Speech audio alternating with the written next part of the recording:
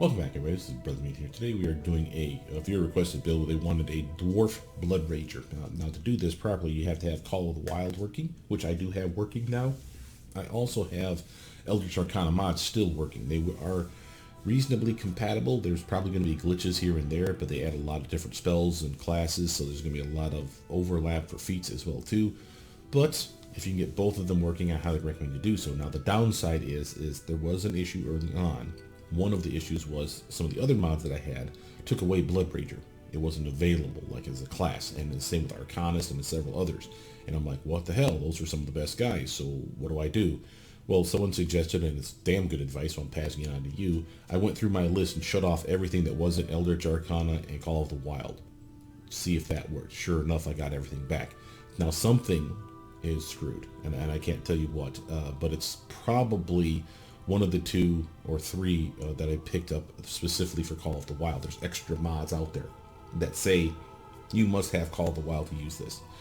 And again, I grabbed those, had them on, and that was causing a problem. Which of those three, I can't tell you. I want to say it's one that's called the Fiorni or Felix or something with an F. But there was also Tweak or Treat, and then there was Tweak or Treat requires not only Call of the Wild, but also like expanded races, which I think gives like goblins and stuff like that. So point is if you ever see something like that, you're like, well, gee, I thought I had this feat, or this class, where did it go? Chances are some of your mods are conflicting. Start shutting them off. Save it. So what you do is you need to save your file, go back to making a new character. But what you would do is you go back to your Call of the Wild list, your mod list, and say, okay, shut off these ones, all of them. Keep the ones that you know for sure you want, like me, Eldritch Arcana, Call of the Wild. Save that, log out of the game, log back in, and then say, okay, do I have it? Yes, it's here. Okay, and then start triaging it by turning one on at a time and say, does this work? So turn on another one, save it, log out of the game, log back in, start a new game, say, do I still have Bloodrager? Yes. Okay, that one's fine. And just, you have to check the boxes, man. It's really annoying, but for those two, those are the only two I really honestly cared about. There's a couple others, like highlight scrolls I don't think is conflicting, so I'm going to probably have that on. But I don't need like turn-based combat anymore because, again, the game has turn-based combat, and I don't need area effect removal because, again, Call of the Wild provides you a clickable ability that will take away spell effects, which is awesome. So point is there's a lot of ways to get around the problem, but check it in advance. And again, the downside of this is really, if you have like another playthrough that you're running currently that use mods X, Y, and Z, and now you can only use mods X and Y on this build, you need to remember to turn it back on before you start playing that old playthrough again. You see the problem?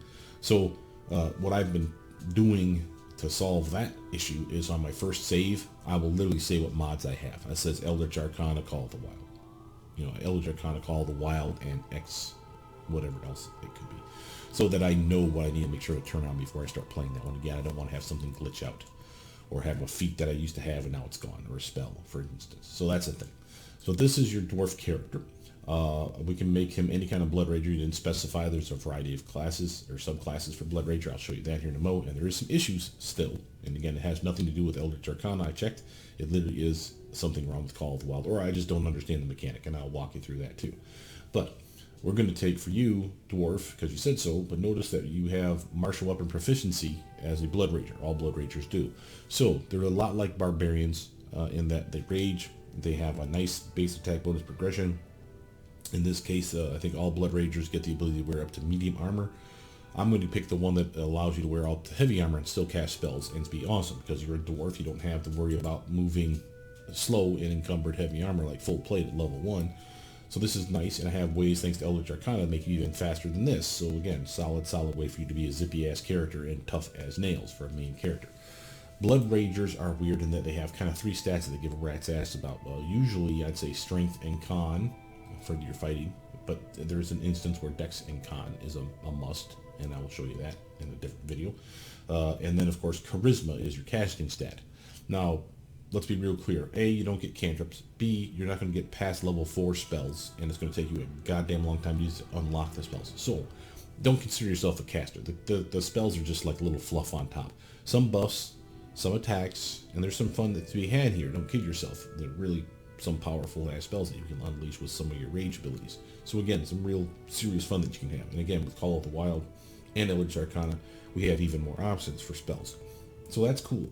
But by and large, you're a meleeer. I mean, let's just say, well, I suppose you'd be a throwing weapons kind of guy. So javelin, throwing axe, stuff like that. But by and large, you're raging and you're just choppity with your weapons. And that's kind of what you do. So as long as you hold tight to the principle of, I'm going to be up into the thick of things, you're fine. Okay? And again, Dwarf is a solid choice for this and for a variety of reasons. One is that nice con stat. The second problem, though, you have is Wisdom being buffed and Charisma being a penalty. Charisma is the stat you cared about.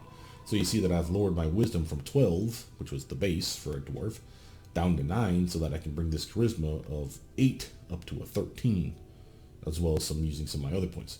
That means that I have 2 odd stats. Okay? Now, we get 5 points by the end of the build.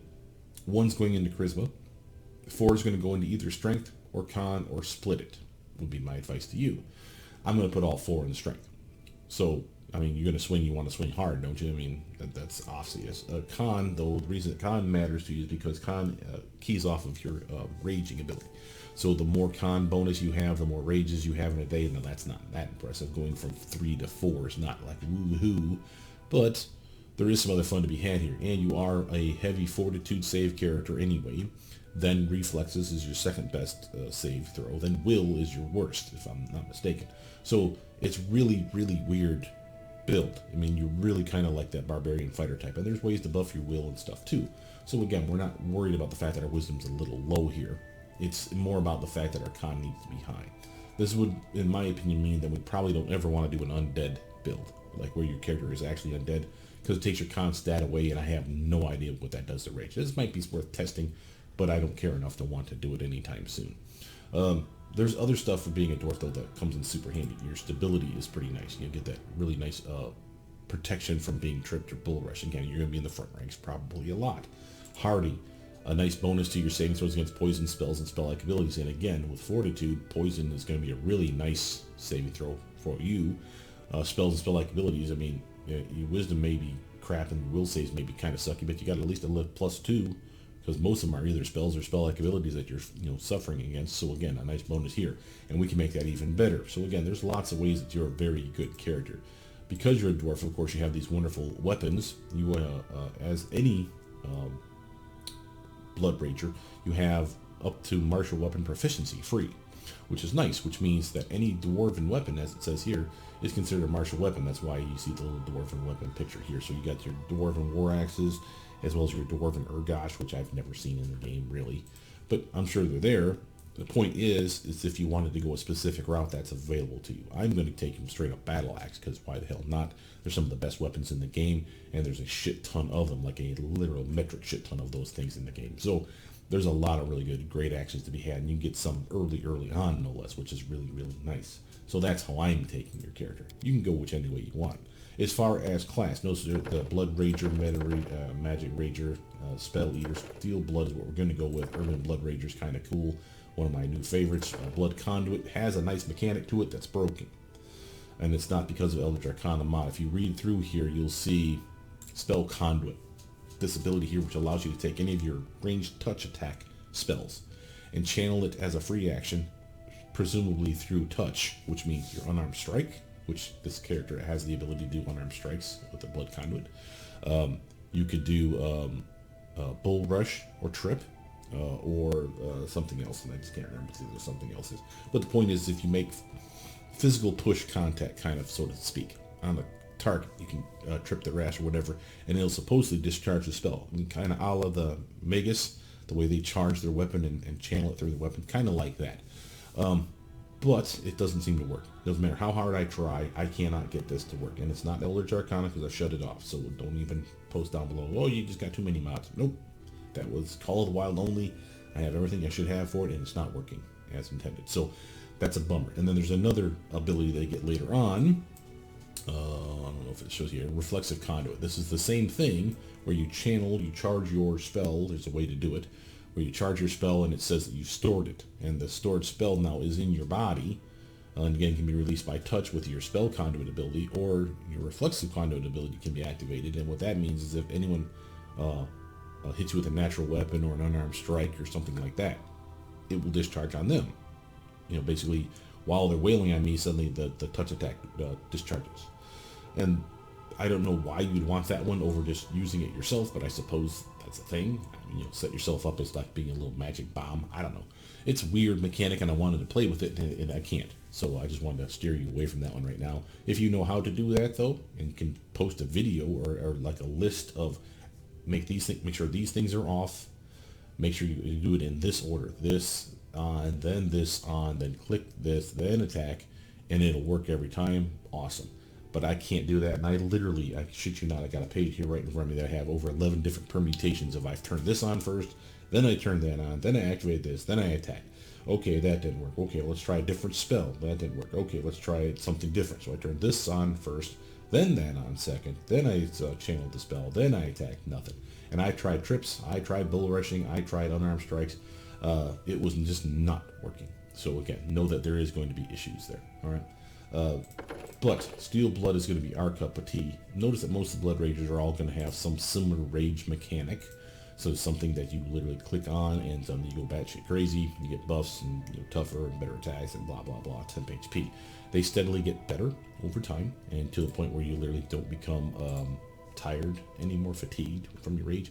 There's ways around that. Anything that makes you immune to fatigue would make you immune to the fatigue effect from blood raging. I highly recommend you look into that. There's a piece of gear that can, for example, that can make you immune to fatigue. Highly recommend you find that early. But until that time, you literally can just wait till this shows up, and that's the thing. Notice that we even get other upgrades like the level 20, where the bonuses are even better and the temp HP is even better. So again, it's just going to steadily get better and better. So this is a core mechanic for your character. Many of your blood raging abilities are going to be tied to you being in the rage effect. So again, for those of you that are saying, oh, you didn't have rage on when you did the blood conduit. No, bullshit. I tried it on, I tried it off, I tried it on before the combat started because we're doing turn-based. I tried it off before combat started and then turning it on. I tried it, like I said, 11 different permutations plus, trying to prove to myself that it would work, and it couldn't work. So something's worked, and I don't know what that is. But I do know that there are things where they only pop up, they only light up, for example, if you're raging. So be aware of that. Here's a fine example of something that's cool for you, the ability to do blood deflection. You can literally channel a spell. Any spell that you have, level 1 through 4, have, excuse me, goodness, I'm getting the yawns today. You have a pip, like a tab that can open up every one of your spells because of blood deflection. So level 1 through level 4, if you open it up, it'll give you do you want a blood deflect? Which literally allows you to burn the spell up and give you deflection bonus equal to 2 plus the level of the spell you're burning. So a level 1 spell would be a 3 deflection, level 4 spell, as you can imagine, it's a 6 deflection. And that only lasts for a number of 1 minute, at a pop. But then notice that it starts at level 10, and every 3 levels thereafter it gets 1 minute becomes 2, 2 becomes 3, and again, eventually I think it caps out at 5 minutes by level 19, I want to say. And that's not bad. That's not bad at all for so say like you burn that level 4 spell, get a 5 minute buff, which is a plus 6 maximum to your armor, and that's deflection. That's all 3 armor types. So your armor, your flat-footed armor, and your touch attack armor class. All of them are getting buffed with this thing. So this is a solid reason to use your spells for this. So I don't mind that at all. But again, obviously it takes up a spell when you do that. You basically chew up the spell. And there's some other fiddly bits and stuff that we're going to be able to do, like blood casting is just a fancy way of saying that I can buff myself for 1 spell and 1 spell only at the start of combat. If you leave your rage toggle off, that's key. Once you rage, when you enter that rage, for that very first round, you activate rage, you have blood casting will light up, and this allows you to take any level 2 or lower spells, so level 1 and 2 for you. If that is a touch attack, a touch spell, or a personal effect spell. Think of shield, and you can literally channel it instantly and still attack. Okay, so it's basically like, oh shit, I'm raging, time to buff up. Poof. You only get it once and once only at the start of combat. So that's it. So that's kind of annoying. Now I haven't tried if you're like, say, immune to the fatigue effect. If you shut off rage, then turn rage back on, if it'll pop up again, that's a possibility. But notice also at level 20, and this is the fun part, once you finally cap out at 20, it doesn't limit you to level 1 or 2 spells. It can be any of your spells, but it still has to be a spell that is a personal effect spell or a range of touch, meaning you buff yourself. Okay, so that's it. That's the key here. You literally have the ability to buff yourself with one spell and one spell only, like at the start of combat. It's really nice for those people that get jumped, especially if you're trying to, not solo necessarily, but if you're, running on a lean team and you get jumped in the forest or whatever, and you're like, oh shit, what do we do now? Well, I'm going to rage and I'm going to buff myself up with shield spell. Bam. All right, I'm ready to rock and roll. Let's go kick some ass. And off you go doing your thing. So there's some really fun stuff that can be had here. And again, most of the Blood Ragers, if not all, I believe, get that blood casting ability. And again, the upgraded version at level 20. So that's going to be a staple that you're going to see as well. Know that these feats are a lie. They say that you get 5 feats here. They are true.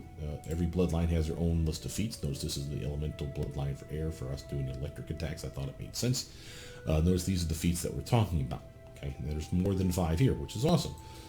So you can plan builds around these 5 feats. The downside is, for example, I'm going to make this a cleaving character, hence the battle axe, or sorry, the great axe, so that I can literally swing and do the improved critical finish where I crit and I crit and I crit and I crit and I crit and I crit. As long as I keep lopping heads off in a circle and they're within range, I'm going to still lop heads off in a circle, which is really, really nice build, which is what we're shooting for. But then I have to wait for power attack, weapon focus, and cleave way the hell down here at level 6 and 9 and 12. Bullshit. No, you want to have that cleave up and all those other stuff up sooner than later.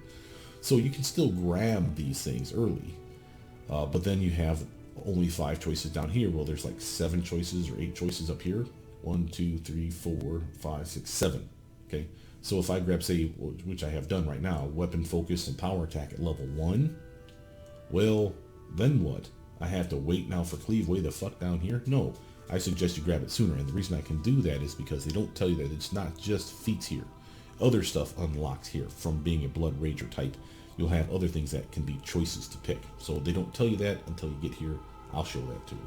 Notice something else. Every Blood Rager, when you pick a blood type, or bloodline, excuse me, you get a buff some kind here. Some activatable ability. In this case, it's elemental strikes for him. Abyssal, the devil version, or sorry, demon version has claws. They're permanent claws, no less, and that kind of fucks up some builds, by the way. But more on that in a different video. But there's that as a choice, and why I say it's choice is it looks like this is no choice. It gives you this, period. No. At level 1, you get a choice. You can pick this ability, or you can get a familiar. And Call of the Wild has added a weird mechanic where you can use your familiar now to activate things like that stuff in your belt. So like wands and scrolls and stuff like that, you can have your familiar do that shit and not use up one of your attacks to do it, which is kind of trippy. I have yet to figure out how to do that shit, but it's supposed to be something you can do. But the other version of this is the fact that, again, you don't have to pick this if you find that boring. And again, for the Abyssal with the claws that are permanent that kind of fuck up your build, I would say pass on the claws, unless I'm missing something, of course, which is always a possibility. I'd get the familiar just because the familiar is a familiar still, so it still gives you the bonus to perception and bonus to like something else, whether it's temp H or 1 HP per level, or if it's what's the other one? You get like a bonus to any of your skills, like lore or knowledge or perception. Or I said perception, persuasion, whatever. So the point is, the familiar still behaves like a familiar.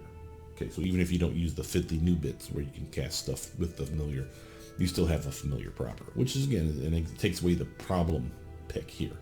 I like elemental strikes. Elemental strikes does work. It's not amazing. Let's be real clear on this, but it is extra damage, and early on you'll definitely appreciate that. So again, this is going to get more confusing the more bloodlines we add in, and you're about to see there's a shit ton of bloodlines here going on your way as well. Notice that the bloodlines will all have unique spells at level 1, 2, 3, and 4, which is as high as you cap out at, for free. So be clear on what's coming your way so you don't accidentally pick something that you're going to get for free, because you start getting spells at level 4 and every 3 levels I want to see thereafter. So at 4, 7, 10, and at 13 is when you finally get your level 4 spells. And again, you have a ways to go before you unlock the free one. And some of these are good, some of these are great, some of these are crap. A fine example of crap is Elemental Body 1. You're never using that shit. You got a weapon and you're a fucking barbarian. Why would you turn into a teeny tiny fire guy? Fuck that noise. But over here, while you're raging, in this particular bloodline, they give you the ability while you're raging, you can enter a state where you turn into the giant, or sorry, the Elemental Body 4 was that huge, or whatever the hell it's called, category of the element of your choosing. In this case, we are an air elemental. So since we're air elemental bloodline, we turn into a very large air elemental with all the attacks and buffs besides, and it's a monster.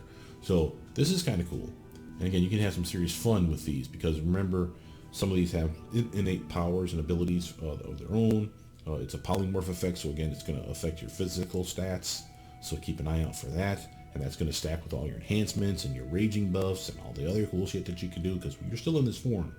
You can still attack, you can still cast spells, because again, this mod has changed it where now you can still cast spells in these forms now. So again, if you weren't able to in the past because you didn't have the right mod, with Call of the Wild and Eldritch Arcana, I can't tell you which one it is, but definitely one of them, gives you the ability to cast spells now while you're polymorphed into these elemental forms, which is baller. Not the animal forms, I don't think that's still a thing, because you can't talk. But elementals supposedly always had speech, and as such, you know, and limbs, and as such, they should have been able to cast spells. So they gave that back to you. So again, I thought that was more pen and paper friendly, and I thought that was kind of kick-ass. And there's other stuff down here too. And again, notice, like for example, elemental resistance 10, kind of crap. Who cares, right? But it's free. Yeah, but you don't have to pick it, and they don't tell you this until you get here. There's another thing that will show up. Matter of fact, I can tell you what it is. At level 4, you can pick between the following. You can get your elemental resistances here, or you can pick up one of two things. You can pick up Blood Havoc or Blood Piercing, different Blood Rager abilities, okay? And both of them work, however, there are caveats to one. For example, Blood Havoc, you have to have either, it only works for spells that you have down here, so these 4, and only, since it's an attack, it's actually only these 2, but then it says also, or anything you have spell focus in. Now that's key, and if you don't see that, you can totally bork yourself up thinking, oh, I'm going to cast fireballs and do this cool thing, and it is cool, trust me, you want it. But then you do it and you're like, well, where the hell's my damage? Son of a bitch. And it turns out that, yeah, you need to grab spell focus evocation, or spell focus necromancy, or spell focus, whatever it is, the type of spell that you want to cast. And there is a decent list of spells that they have access to, so I suggest you make yourself familiar with that. And again, I know I'm taking a long time to get you through level 1 here, buddy, but there's a lot of weird shit here. And this is a very new class for me, and I want to make sure that we're clear. Depending on what you're picking and what you're picking for your bloodline, a lot of things are going to change. And again, there's some good stuff, there's some great stuff, and there's some stuff that's just straight up garbage. Know which is something that you like or don't like. I highly recommend before you ever level, you save, and then you level and try something out for a little bit, and you'll maybe go, you know, to the next mission, fight some bad guys or whatever, say, hey, does this work? Can I figure out how this works? Oh shit, it doesn't work because I didn't grab spell focus. You know what? Go back to the earlier save. Don't pick it just yet. Or maybe at the same level you'll have the ability to grab spell focus. So hey, grab spell focus now, then pick that cool ass thing, and now you're back to testing it against it. Yep, it does work. Beautiful. So that's my advice to you. Make sure that you're checking that stuff out in advance. Bloodline. Notice the list is long. It's very similar to what you've seen for, say, a Sorcerer or a Eldritch Scion. Very cool, in my opinion. Notice that they even have a cool new one called Aberrant. I'm sure I'm saying that wrong. Bloodline. This is like if you're a blob monster, I think the Aberrants, or that could even be like the Mind Flayers are the Aberrant types.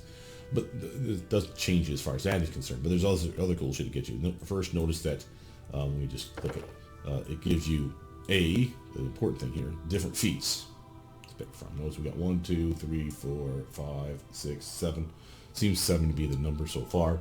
And again, you can kind of plan your build a little bit around this, but don't marry yourself to this fact, because again, you want to pick them up sooner than later, and there's going to be other stuff that you can pick up here. Not a bunch, like 2 or 3 different things that aren't feats. So again, there's some fun still to be had.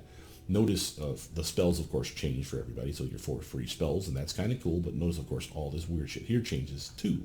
Notice, instead of a familiar, you can get yourself a staggering strike. Pretty awesome, I say. And then you get even weirder than that. By default, if you pick this, again, you have to pick it, you can elongate your limbs free. They're always long, so everything you have has a farther reach. So now if you had a dagger that only reaches 2 feet, now it reaches 7. That's power. That's for like a cleaving build. This could be amazing. And is this a cleaving build? Not really. See the problem? But notice it's an unarmed strike build. And if you thought that was weird, but now have unarmed strikes that can reach 7 goddamn feet. So you're kind of like Dalsim punching at a distance kind of shit. Which is kind of weird. And I had some fun playing around with that idea. There's other stuff that they get, of course, too. You know, the immune to sickening nausea is pretty powerful. You get some resistance to critical sneak attack. Eventually you get immune to it.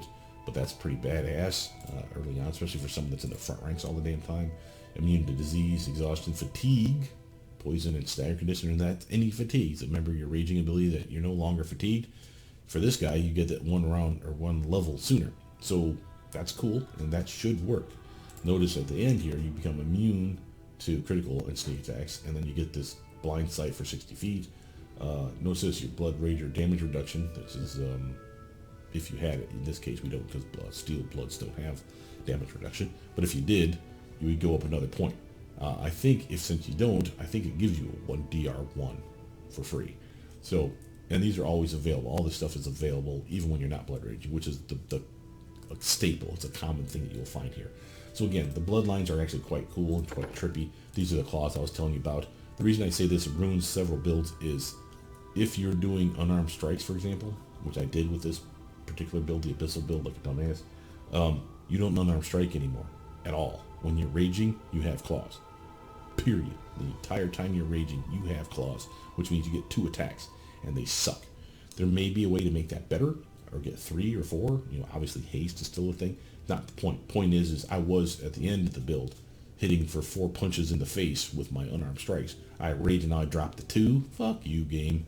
That's bullshit. So I can see maybe swapping this out, say, for that pet familiar. That's why I mentioned that shit to you. But there's other stuff that this one gets that's pretty interesting. Look at the fact that you basically get an enlarged person effect. Even if you're not a humanoid, which to me smacks of, hey, maybe this would work if you play an undead character. Because remember, enlarged person only works on humanoids, which undead are not. So this might work on being undead and going to your demonic bulk. It's a toggle. You turn it on. When you rage, you get big. So you basically under the effect of the enlarged person spell while you're raging, which is funny as shit, man. I mean, don't kid yourself. It's pretty hilarious. And of course, the Abyssal Bloodline, you would expect it to have high damage at some point. Well, of course it does. When you rage, notice that you get a bonus to strength, but you also take another bonus, or a bigger bonus to your armor class. And you go up from +2 to strength to +4, then eventually to +6 while raging. So again, really adds to your rage ability. That's why this one was so appealing to me. You know, bludgeoning him up like crazy as a monk blood raging bastard sounded like it'd be fun. And again, those claws boned it all to hell. And by the way, there's like an ability, a blood rage ability that you can pick down here that was giving you extra damage based on your con stat or some shit. I'll show that to you later, but it won't work with the claws. And I'm like, well, screw you, game. So literally the claws suck. Unless there's a better thing that I'm missing here. The claws straight up are our worst idea ever. And there's other stuff in here. Celestial's probably my least favorite of the list. There's some stuff in here that's fun, but by and large, it's kind of crap. Weirdly, Faye's actually not that bad. And again, part of that has to do with all the cool stuff that you get like in the beginning. There's some really weird crap that they get for being Faye. Infernal Bloodlines actually pretty baller. Undead Bloodlines fun. The elementals are all different. They're all the same when it comes to stuff down here, except for air is electric, earth is acid, fire's fire, water's cold, as far as that's concerned. So if there's something that's elemental based, that's the element you're going to get. But there's other stuff up here you'll notice that are changing. So watch the elemental movement change. I got wings now. Nope, I actually just move really fast.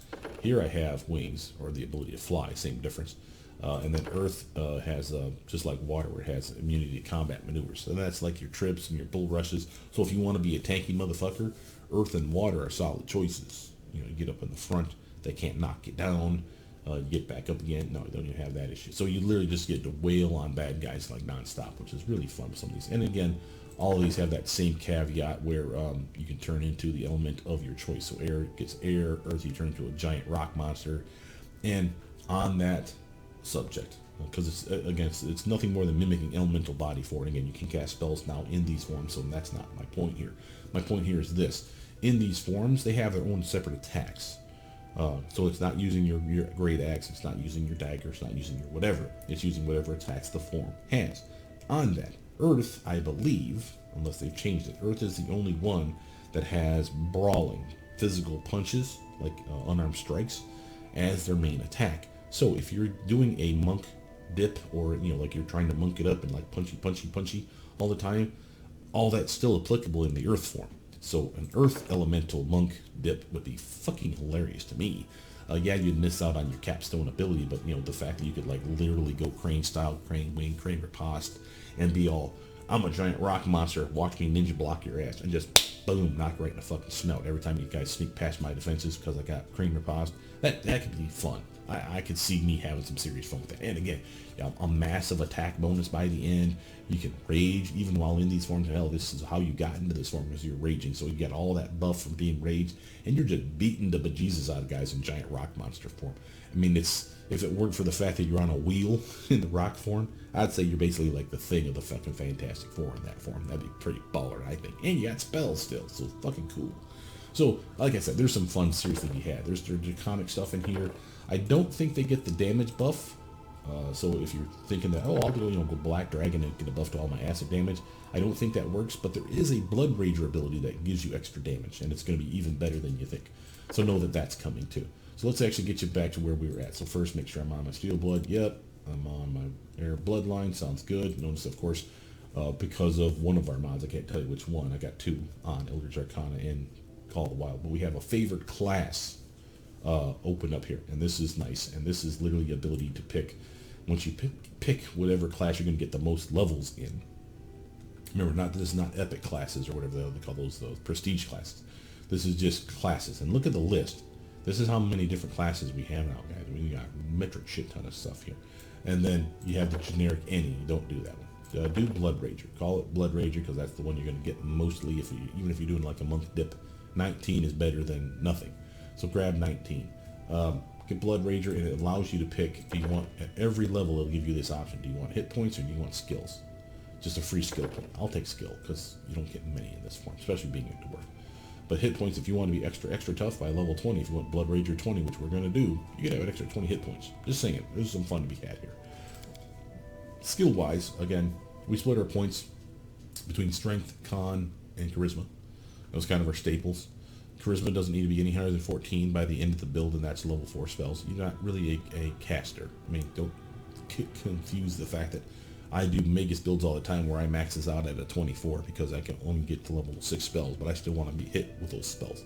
You're not going to be trying to hit like crazy with your spells. In fact, you use your spells for a variety of other things besides buffing and attacking.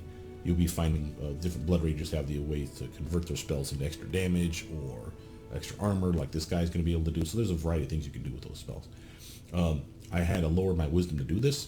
Our wisdom will start off as a 12 because we were a dwarf, so wisdom kind of sucks right now.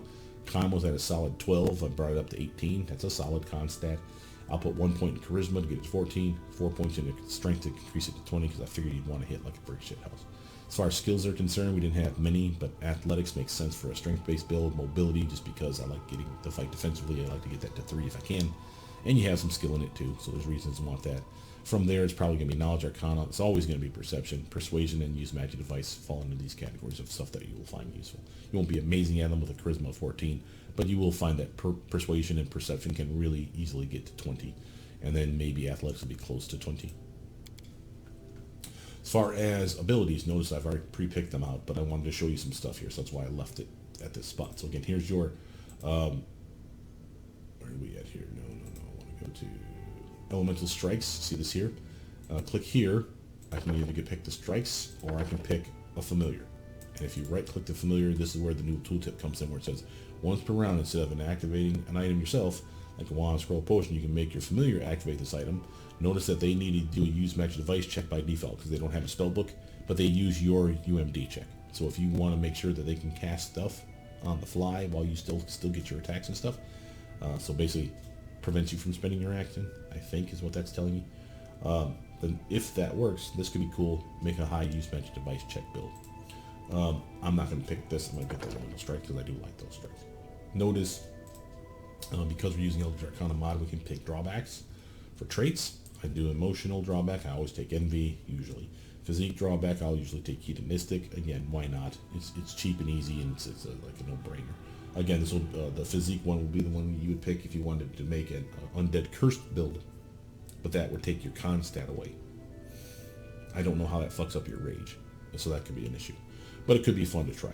So again, feel free to ask for an undead bloodline build or undead character build for a Bloodrager, see what it would do. And I probably would make it the undead bloodline too, just for thematic reasons.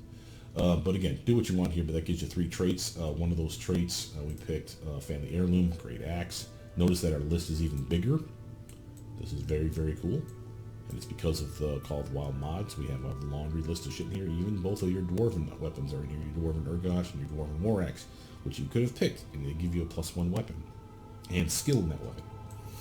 But I went for the Great Axe, because I know there are literally a ton in the game. From there, combat trait. Honestly, for a combat trait, if you're going Bloodrager, why you're never going to grab Berserker the Society, I don't know. Because the 3 extra rounds a day of Rage is power. And that's something you can capitalize on. I think you would rather have that, so I grabbed it. And then in every Bloodrager build, I'll probably want that thing. From there, notice that we have regional trait. I'm grabbing Wanderlust just to walk you through if we do additional traits, which we probably will. There's some fun to be had still. So like social traits, there's some interesting stuff that got added, like the ability to hunt undead, bonus to your armor, bonus to your attack, bonus to your damage. And there's a lot of good stuff you get for fighting undead. Race trait, depending on what race you pick. Again, there's some fun to be had in here. Bonuses to your saving throws is a common staple, but there's other ones in here that are like bonus to perception. Perception is class skill. Look for stuff that unlocks skills that you didn't have, like use magic devices. A solid choice in my opinion. Magic trait, again, you're not a magic guy. I mean, yes, you have magic spells, and I suppose magical lineage is still an opportunity, especially if you do the meta magic rager. That would probably be the only one. The meta magic rager, to me, would be the only, maybe the urban, would be the only one that I'd want to get meta magics in the first place. So, on you on that one. But this, the only way that would be worthwhile is if you had a meta magic. So that's up to you to decide. But there's not a whole lot in here than otherwise. I should point out the Dangerously Curious will unlock your use magic device. This would be the one that I would grab. Regional trait, again, that's the Wanderlust for me, and that's because you're a dwarf, and that's what I'm going to stick with. Again, campaign trait, there's a couple in there that, again, as you know, give you like a free spell, like Snowball if you go one way, Fireball if you go another way, and yes, they will work in this build. You will not get them until you unlock level 1 and level 3 spells respectively, so again, that's still down the road, but it's a free spell. You would have had access, sadly, though, to both those spells anyway. So, was it really worth doing? Maybe. Maybe you wanted an extra level 1 spell. And again, getting Snowball for free means I could pick something else. Again, on you. But, to me, it wasn't that impressive. But again, there's some other stuff you can do with like Faith trait and whatnot. I would still steer away from Planar Savant. Most people would want this one because, again, you're Charisma-based caster, right?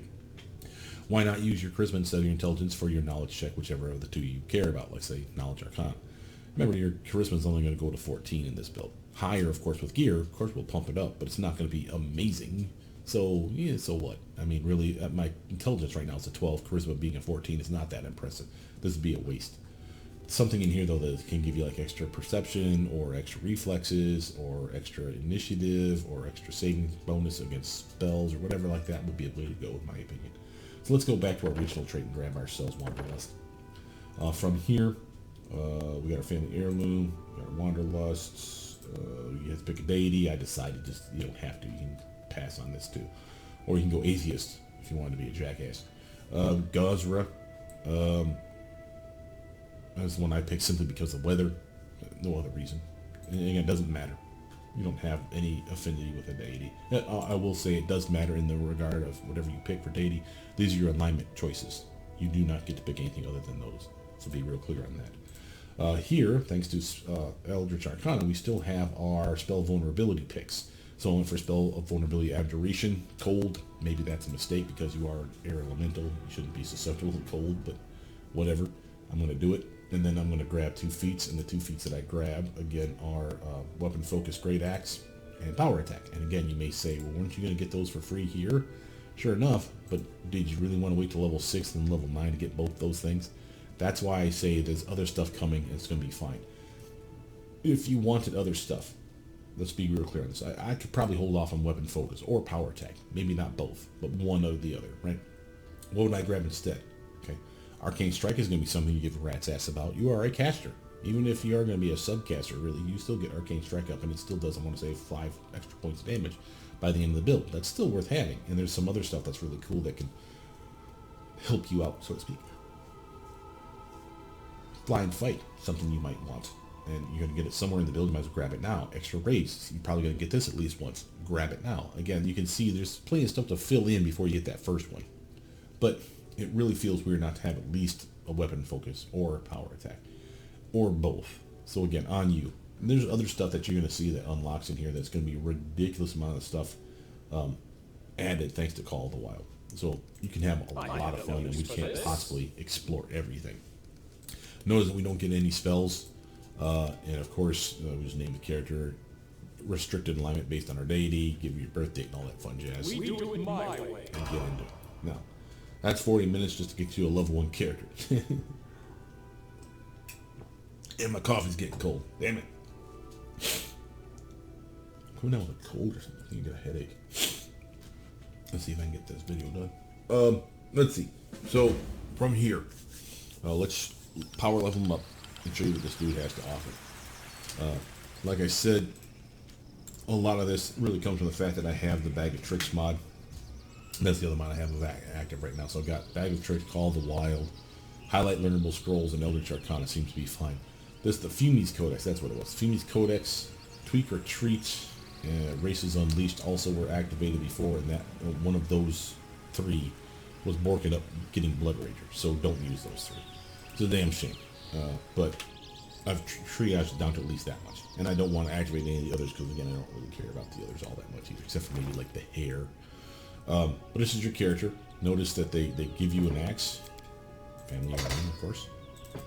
So you can see that at level 1, just to show you here, you're swinging solid. Even with power attack on, you got a solid swing right now. And remember, your BAB is going to go up 1 at every level. So you'll get a BAB of 20 by the end of the build. You'll swing 4 times with that axe.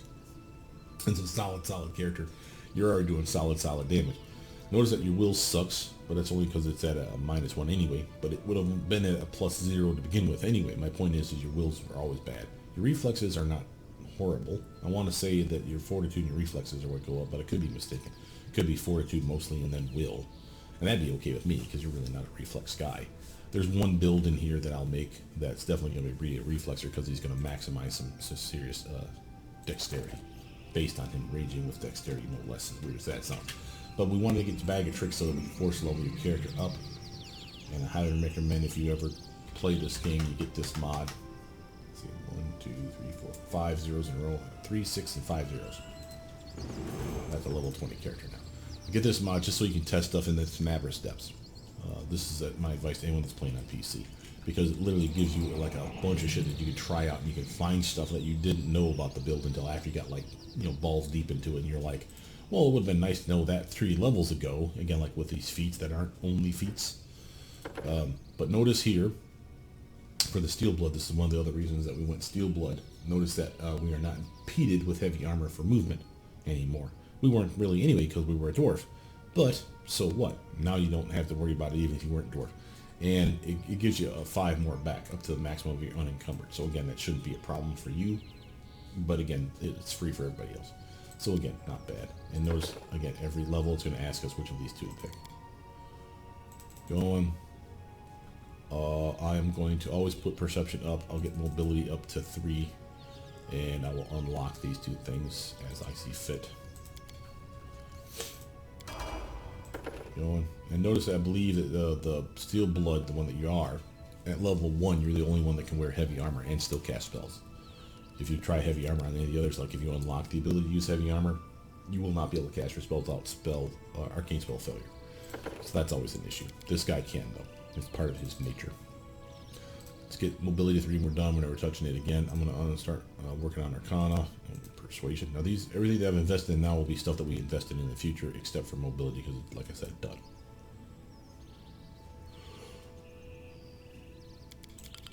Okay. Feat-wise, look at your feats here. Think about the ones you can deal without. Like Cleave is really nice. I'd love to get it. But again, could I wait? Really can't. So again, part of my problem. So if I want Cleave, I want to kind of get it. I don't necessarily need to get it now. I can wait to 5 maybe. And by then, maybe I won't mind waiting to 6. So again, something that you definitely want. Something like Arcane Strike.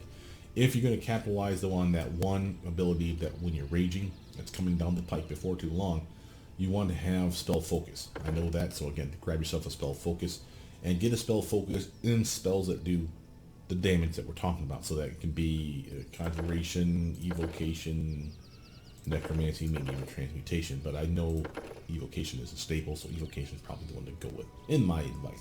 You'll see it when you see the spell list. Blood Sanctuary, you get a better save when you're casting spells, your teammates are casting spells, so if they try to like friendly fire you by mistake, you get a bonus to your save. Which is another staple I think that all Blood Ragers get. From here, again, we won't get this for sure. You'll have a choice. Skill, Charisma, 1 and done. Get to 14, now we'll be able to cast all our level 1 through 4 spells. And notice at level 4 we finally unlock level 1 spells. It's not bad, it's not great, it's not bad. And again, there'll be buffs and damage and attacks, like mind affecting stuff and whatnot in there too. So a variety of spells. You'd be quite impressed, I think, with the list that they give you. Perception up. Now I'm going to start working on athletics and persuasion. See the elemental resistance? Do you really care? I know I don't. So when you pick a bloodline, if you get to this point and you say, hey, there's nothing in this particular bloodline that I give a rat's ass about, that's good news, because while these guys will show up here and later down these lines as well, you can grab them now. So let's look at Blood Piercing. When you cast a Blood Rager or Sorcerer spell, which you're casting Blood Rager spells, that deals damage, creatures affected by the spell reduce their energy resistance and spell resistance equal to either your strength or your charisma modifier. I haven't tested this, but I believe it works. And you get multiple uses a day by the end of the build, up to 4 times a day. So again, for those guys that are heavy spell resistant, remember, you're not the best caster in the world. Lowering it down by a strength that has like a, say, a +5 or higher modifier, boom, that's a nice screw you to spell pen, basically, is what we're saying. Or, and, excuse not just or, and their energy resistance. So if, like, say, I'm hitting with a fireball spell, not only am I more likely to hit them, thanks to their spell resistance sucking, if I use this ability, which is clickable if I'm not mistaken, but energy resistance as well. So literally if they're like resistant to fire, not immune, but if they're resistant to fire, say 30, I can take that 30 down, I want to say a point or 2 points, a point per strength modifier or charisma modifier. So if you, again, if your strength modifier, say you have solid +10, it went from 30 to 20, or from 20 to 10, you get the idea. So again, more likely to hit them, more likely to do damage. You can see the appeal here. It's not amazing, but it is interesting. Blood Havoc is my favorite one of these two. Look at this one. This one requires the spell focus or spell bloodline spells from your bloodline. So that's these 4. And again, we do have 2, so it is going to work on just those 2. But with our spell focus evocation that we just picked up, now we'll have any evocation spell we pick. We'll have that access too. What does this do? We can add a point of damage per die rolled. So again, this is very similar to what we saw to the Draconic Bloodline. Same general principle here, but again, it's not limited to an element. It's limited to, do you have the spell down here, or do you have spell focus in whatever type of spell you're trying to cast? And again, that's pretty cool, and it is by default. There's no clickable. It just works. So I'm going to grab Blood Havoc. See, from here, here's our spell 1 list. Notice the new spells like Touch of Bloodletting, Long Arm, Frostbite, Chill Touch, Blade Lash. There's some really good stuff in here. So, depending on your build, depends on what you're shooting for. But I know me, I want to be able to buff myself up. And remember when I said that there's going to be the ability to cast spells while raging, or a spell. Once you initially rage at the start of a combat, you can say, oh, I needed a spell. It has to be either a personal effect or a touch spell. Obviously by touch we mean not a touch attack like this one. We mean like a touch buff, like enlarged person. That's close range. That would not be a touch spell. See that? But Fire Belly, that's personal. Long Arm, personal. Mage Armor, touch. So any of those would work, is my point. Level 1 and level 2 spells. Okay. At the end of the build, very end of the build, it unlocks this for any of your spells 1 through 4. That's not that impressive, but again, only has to be touch, has to be personal. So basically buffs. Anything that can buff you, poof, you can cast on you once you rage, but just once. So there is that. Protection from Alignment is another fine option. Magic Weapon, another touch. Again, so again, there's plenty of choices. But like I said, I prefer shield as a solid, and you're going to wear armor, so why mage armor? Mage armor would be nice if you're doing like a monk dip and you're going to be wearing robes, for instance, until you get some bracers. This could be useful. But again, on you. As far as spells, I cannot tell you what to grab. There's some good stuff in here, so everything's going to be different. Shocking Grasp is a staple. Again, you like to do electric damage with your electric dwarf, so rock that shit. You know, that's a solid choice. I still like Magic Missile auto hit. It's auto for a reason. Chill Touch is kind of cool. There's some issues with these ones, so be real clear on these. Touch creature takes 1 point of strength damage and take 1d6 of negative energy damage per smack. Notice this part though, you can make one touch attack per caster level. So if that's true, you can have up to 20 of these at your beck and call, or just go boop on the damn shoulder. Now, as cool as that sounds, you know, penalty to strength and all that fun jazz. Besides, are you gonna do this instead of attacking? I mean, you swing well, so this is not the best. This would be the one that, like, again, because it is a touched attack for that bloodline that I was testing out, the one that has the touch mechanic associated with it, where I can deliver it through my unarmed strikes or my trip or my bull rush, or dispense it when they hit me. This could have been cool. I could have had that, you know, every time I get into a fight, I cast a spell, leave it inside my character. Don't discharge it when I punch or trip or anything other shit. Have it discharged when they fucking finally sneak back my defenses and give them a solid fuck you in return. You could see the appeal for something like this. Same with the other one. The Frostbite is another touch attack. And not particularly impressive either. 1d6 of cold damage plus 1 per level, max plus 10. That's not bad, at least. Notice this part here. Spell cannot make a creature exhausted if they are already fatigued. They become fatigued from the spell. So fatigue max. And again, notice this one. You can use this melee touch attack up to 1 time per caster level. And again, that's kind of cool. But again, would you rather do that or would you rather attack? If that mechanic is working, and it's not for me, but if it was working where I could channel the spell into my body in that other bloodline, where it dispenses every time they hit me, if it dispenses up to 10 times or 20 times, that's an awesome spell suddenly. You see the appeal.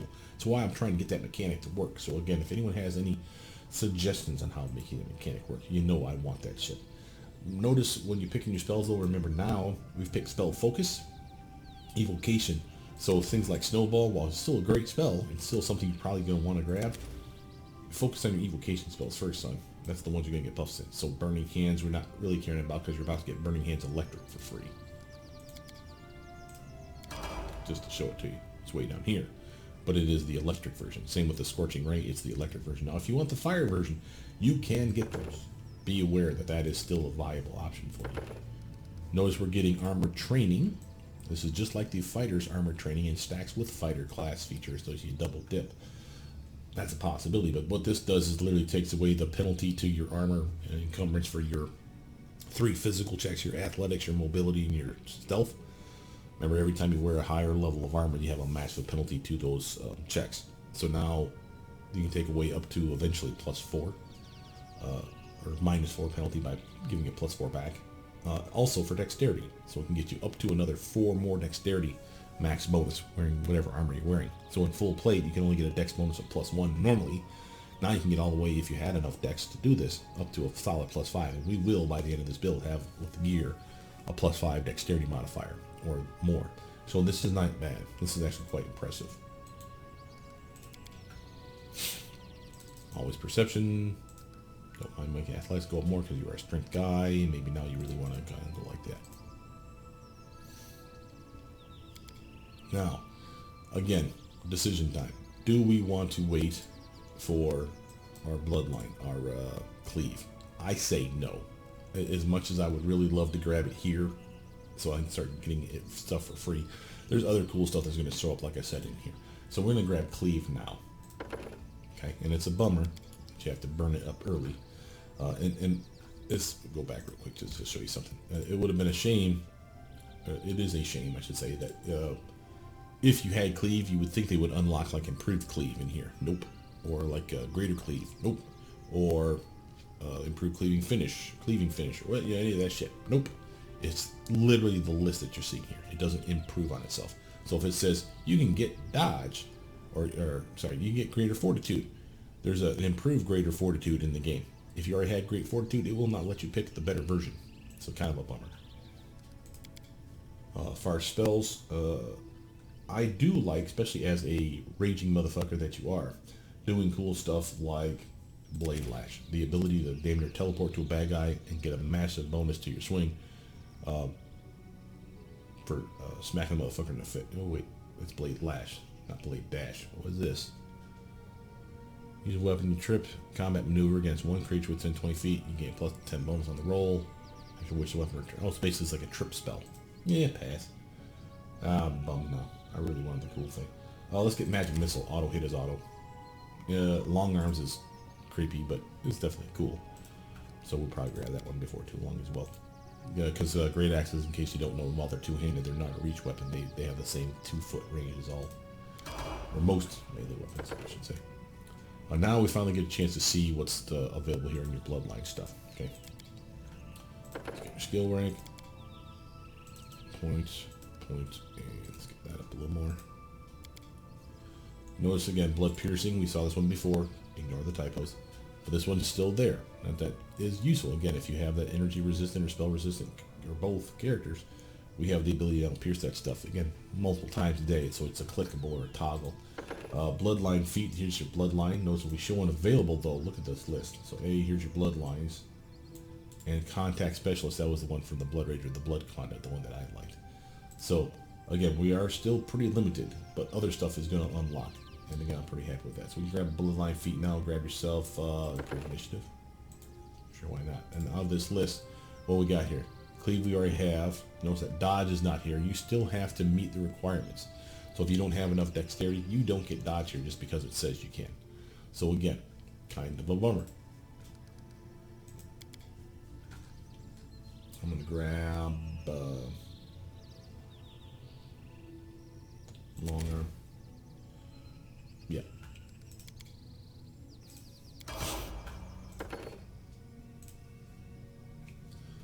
And we're unlocking a very cool ability here. This is our ability to turn our spells into deflection armor.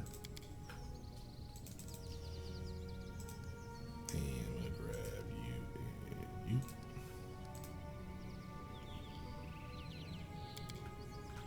Now you see that we have cleaving finish is available, and eventually we're going to get great cleave as well. Kind of on you which one to grab first. I do like cleaving finish because we're going to be trying to kill stuff. So if you kill it, then you're going to swing it at the very next target within range. And again, that spell, that long arm spell, gives you a better range. So that's why you want that one. But again, we're going to get cleaving finish, great cleaving, improved cleaving finish, which is the one where you just keep lopping heads off in a circle. Every time someone else dies, you swing at another target within range. So as long as there's targets within range, and every time you swing at them they die, then it's going to be amazing.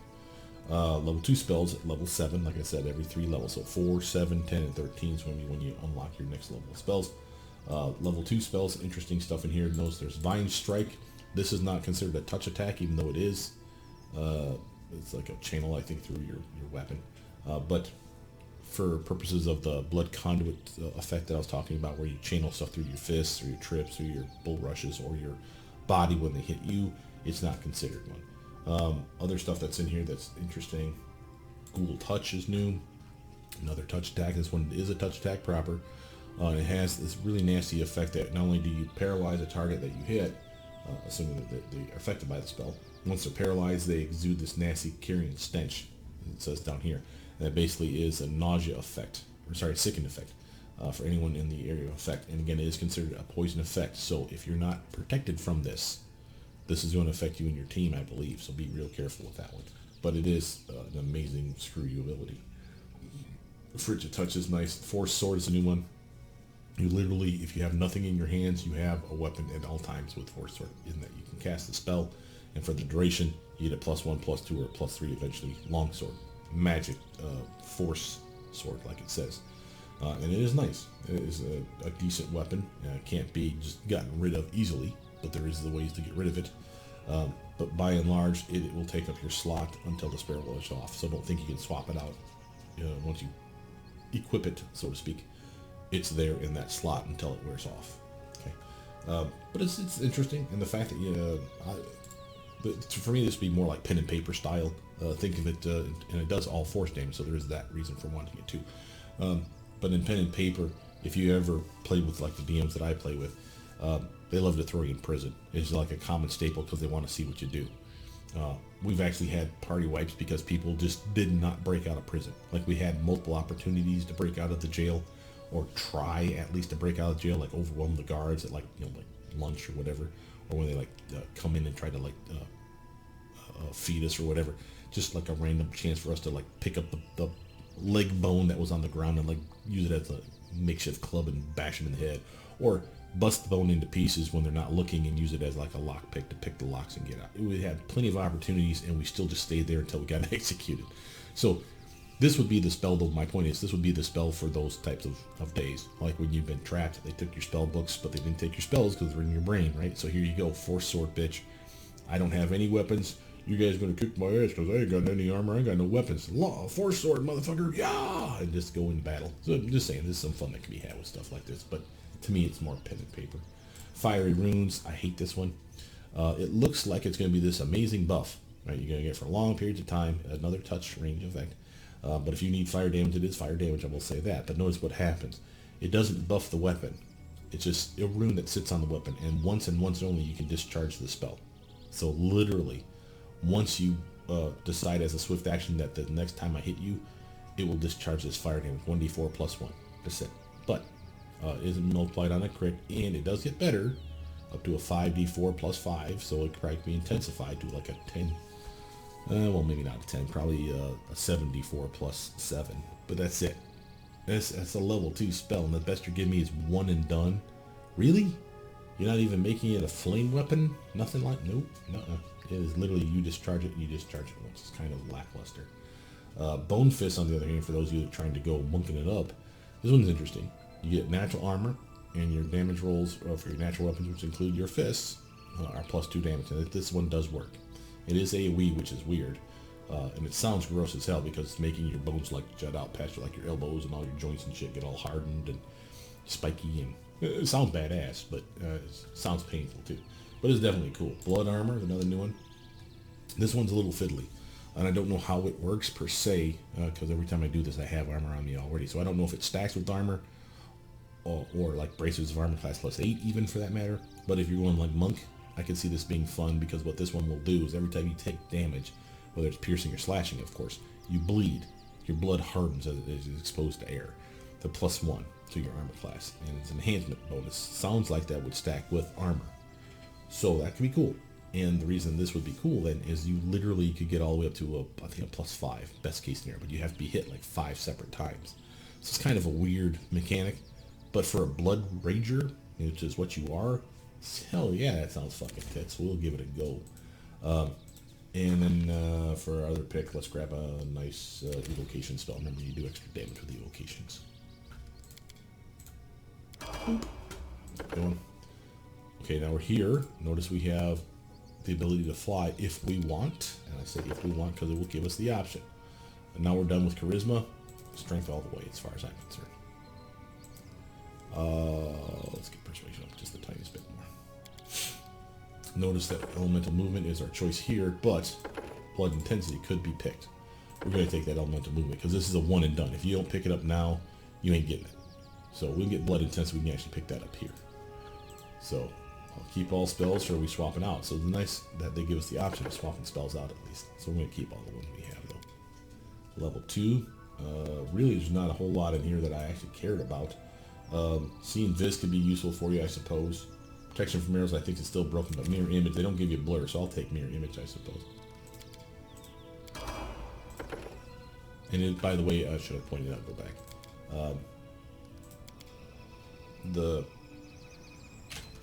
Where's that? The ability, the blood casting that's coming soon, that was one of those level 2 spells. Mirror image was a personal effect spell. So when you rage, you activate this after you rage, and then you click your level 1 or 2 spell that's a touch spell buff or a personal effect buff like shield spell or mirror image. So I could cast at this level mirror image instantly, is my point, once I rage, of course. So you don't want to have a lot of rages on hand, is my point. Skill rank. That one going up. Athletics going up. Athletics is going to look really nice by the end of this build. I'll get Knowledge Arcana, a little bit of use magic device, sure, why not? Okay, first let's go here. Notice blood intensity, blood piercing. So we got choices again, right? So we got another choice here. Blood intensity. This is the one that we could have picked here. Now we're pushing it back, but this is my recommendation to you. Whenever you cast a Bloodrager or Sorcerer spell, which is again going to be all your spells if you stay a Purist, that deals damage, you can increase its maximum number of damage dice. Pay attention to this.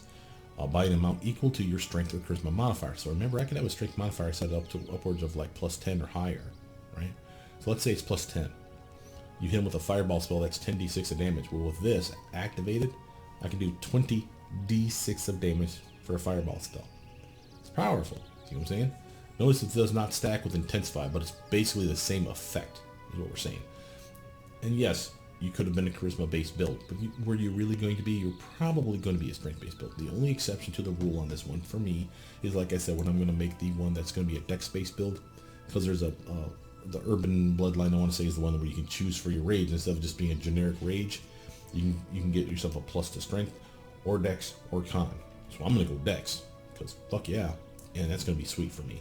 So for that one, it may be charisma that I give a shit about, and I may not even pick this thing for that build. Probably will, but it doesn't have to be. Is my point, and it's pretty cool. And again, it's like a clickable or a toggle or whatever. You have to be raging, I think, when it's under the effect to activate it. But the point is, you can use it a maximum of 5 times a day. It's not a bad little ability. So let's actually grab that one. And again, we can grab a bloodline feat, but we're getting kind of thin pickings again. You see my problem? So again, blood intensity. We'll grab that guy. Now for here, we're getting our cleave going, right? You want more of that cleave, don't you? So we want to get that great cleave, or greater cleave, whatever it's called. Great cleave.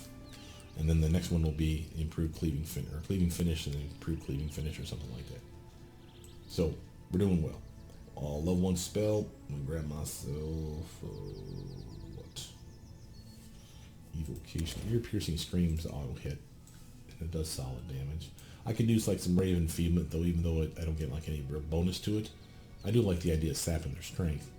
And even if they make the check, they'll sap their strength. We can get Snowball as well, because even while there's no guaranteed hit, we will have a solid base attack bonus. So even without point blank shot, precise shot, and all that fun jazz that we normally do, and have a high dexterity score besides, we're still swinging solid.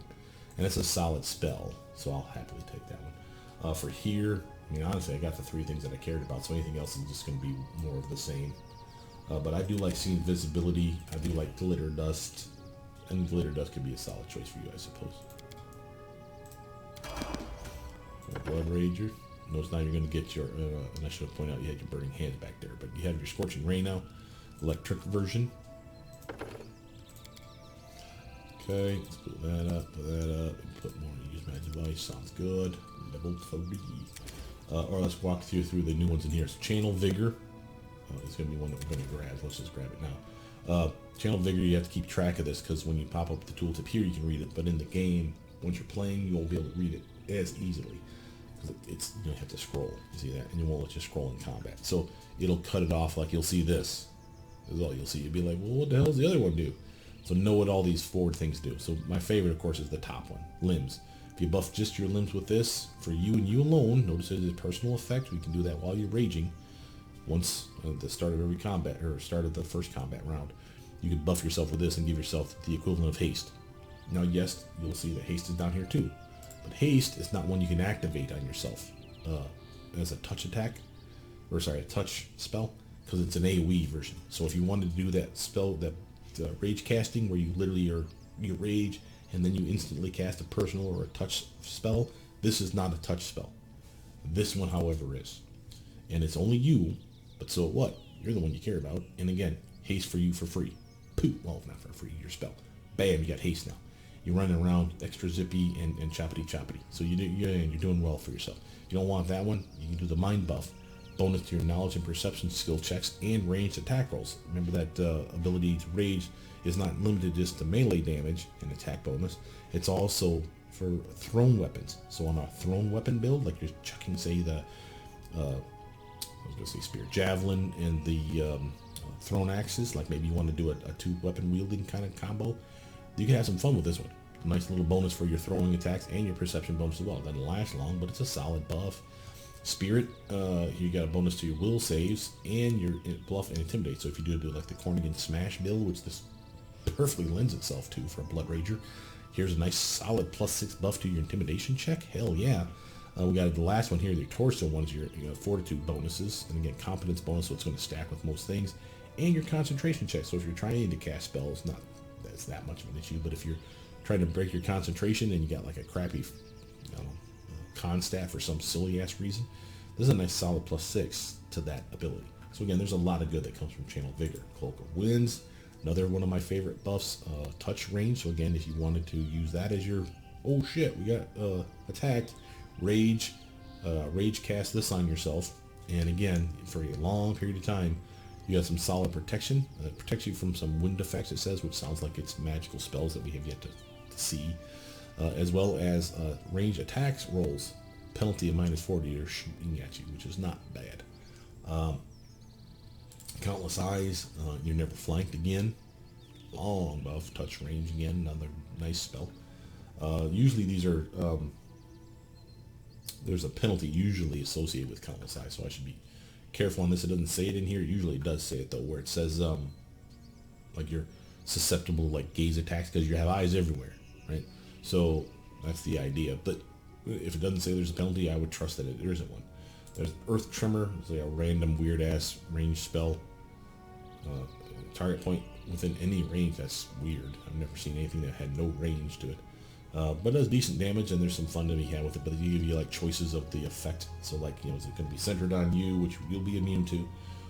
Is it a cone? Is it going to be a line? So there's a variety of shapes that you get to pick, which is kind of weird, but it could be fun. And that's not one of your weird transmutation spells. Fireball, of course, we're going to grab something like that, or more, or lightning bolt. Other ones in here, though, worth mentioning, Heroism, simply because of the touch range again. And then Howling Agony, I don't know if that was in our original game, but I don't remember it. Very nice Screaming Burst, affects only enemies, and basically penalizes them like goddamn crazy. So really, really nice screw you to the bad guys. And then Greater Magic Weapon. If you don't have a good magic weapon for this build, this is a solid choice.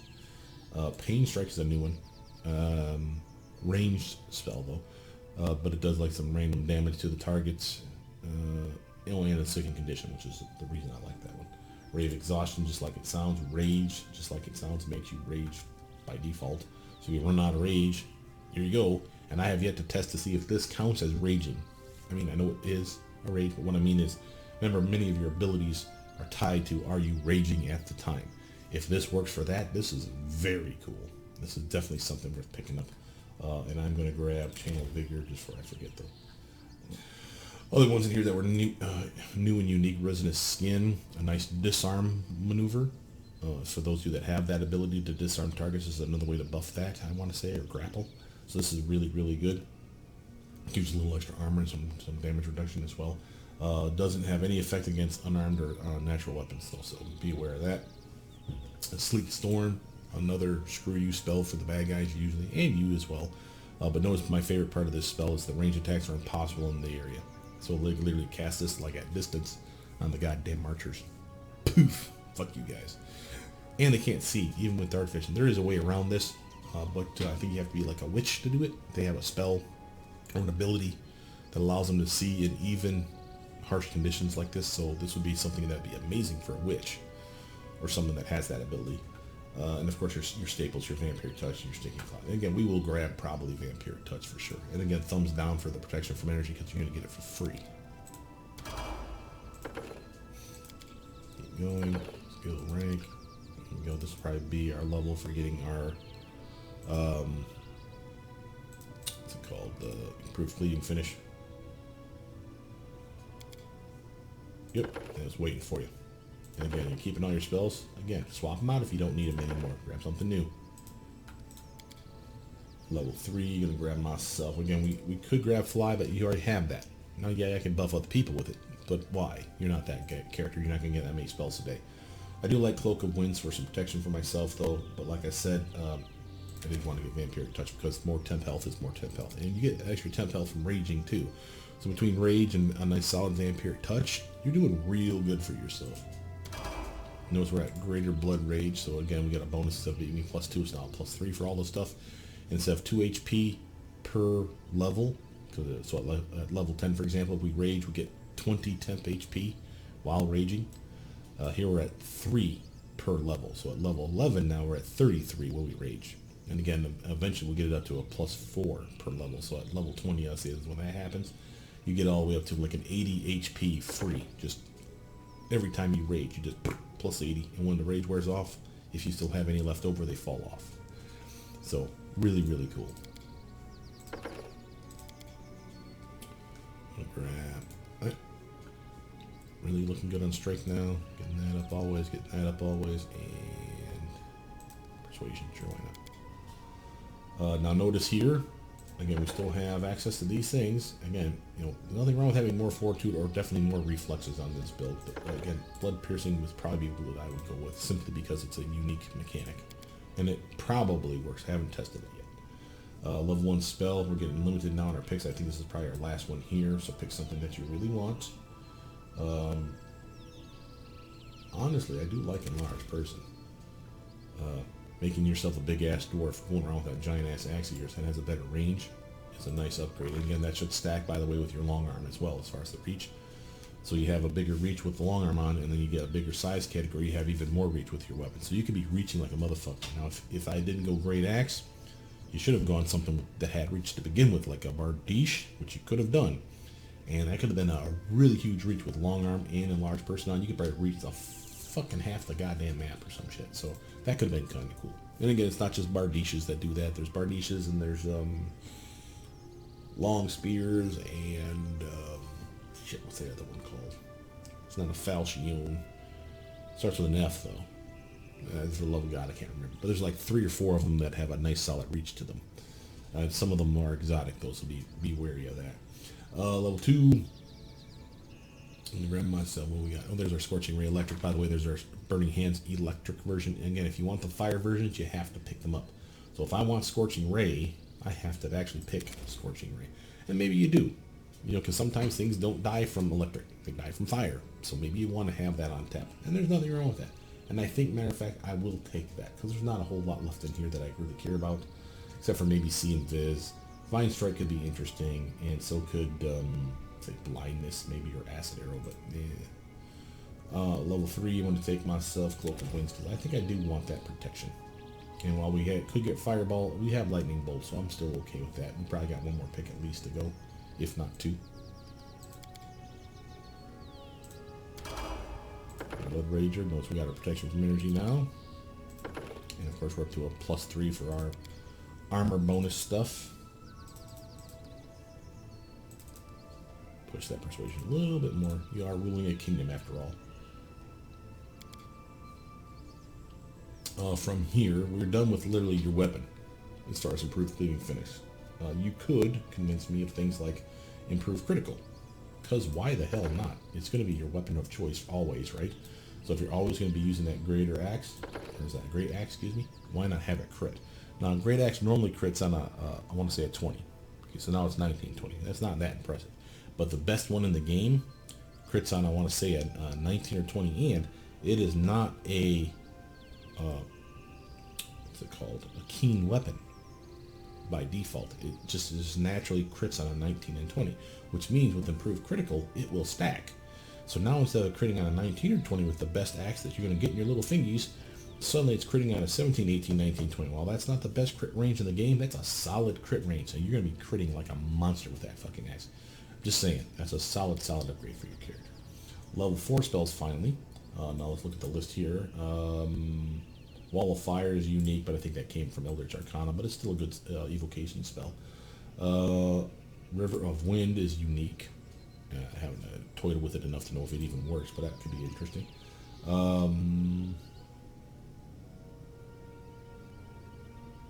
That's it. Oh, they did change the beast shape spells. I should have pointed that out on the last level, level 3. Beast shape 1 was available. Notice that this one, if you grab it, you can turn into a large bear or a large direwolf, your choice. It used to be where at level 1, level 2, level 3, and level 4, they were all one animal. You could turn into just one kind, and it was kind of lame ones, so they made it more pen and paper friendly, I think. And these are decent, and again, it's a personal effect, so again, if you wanted to rage and turn into a fucking bear while raging, hey man, do that rage bear thing. You lose out on your armor, but sometimes it's fun. And again, I'm not going to tell you not to do it. And there's other stuff that you get for being bear versus being the direwolf, like the direwolf gets like a free trip, I think, ability. The bear gets other stuff. So again, there's something maybe like Bull Rush or some shit. So there's some fun to be had here is my point. For here though, like Dragon's Breath is kind of like a no-brainer to me.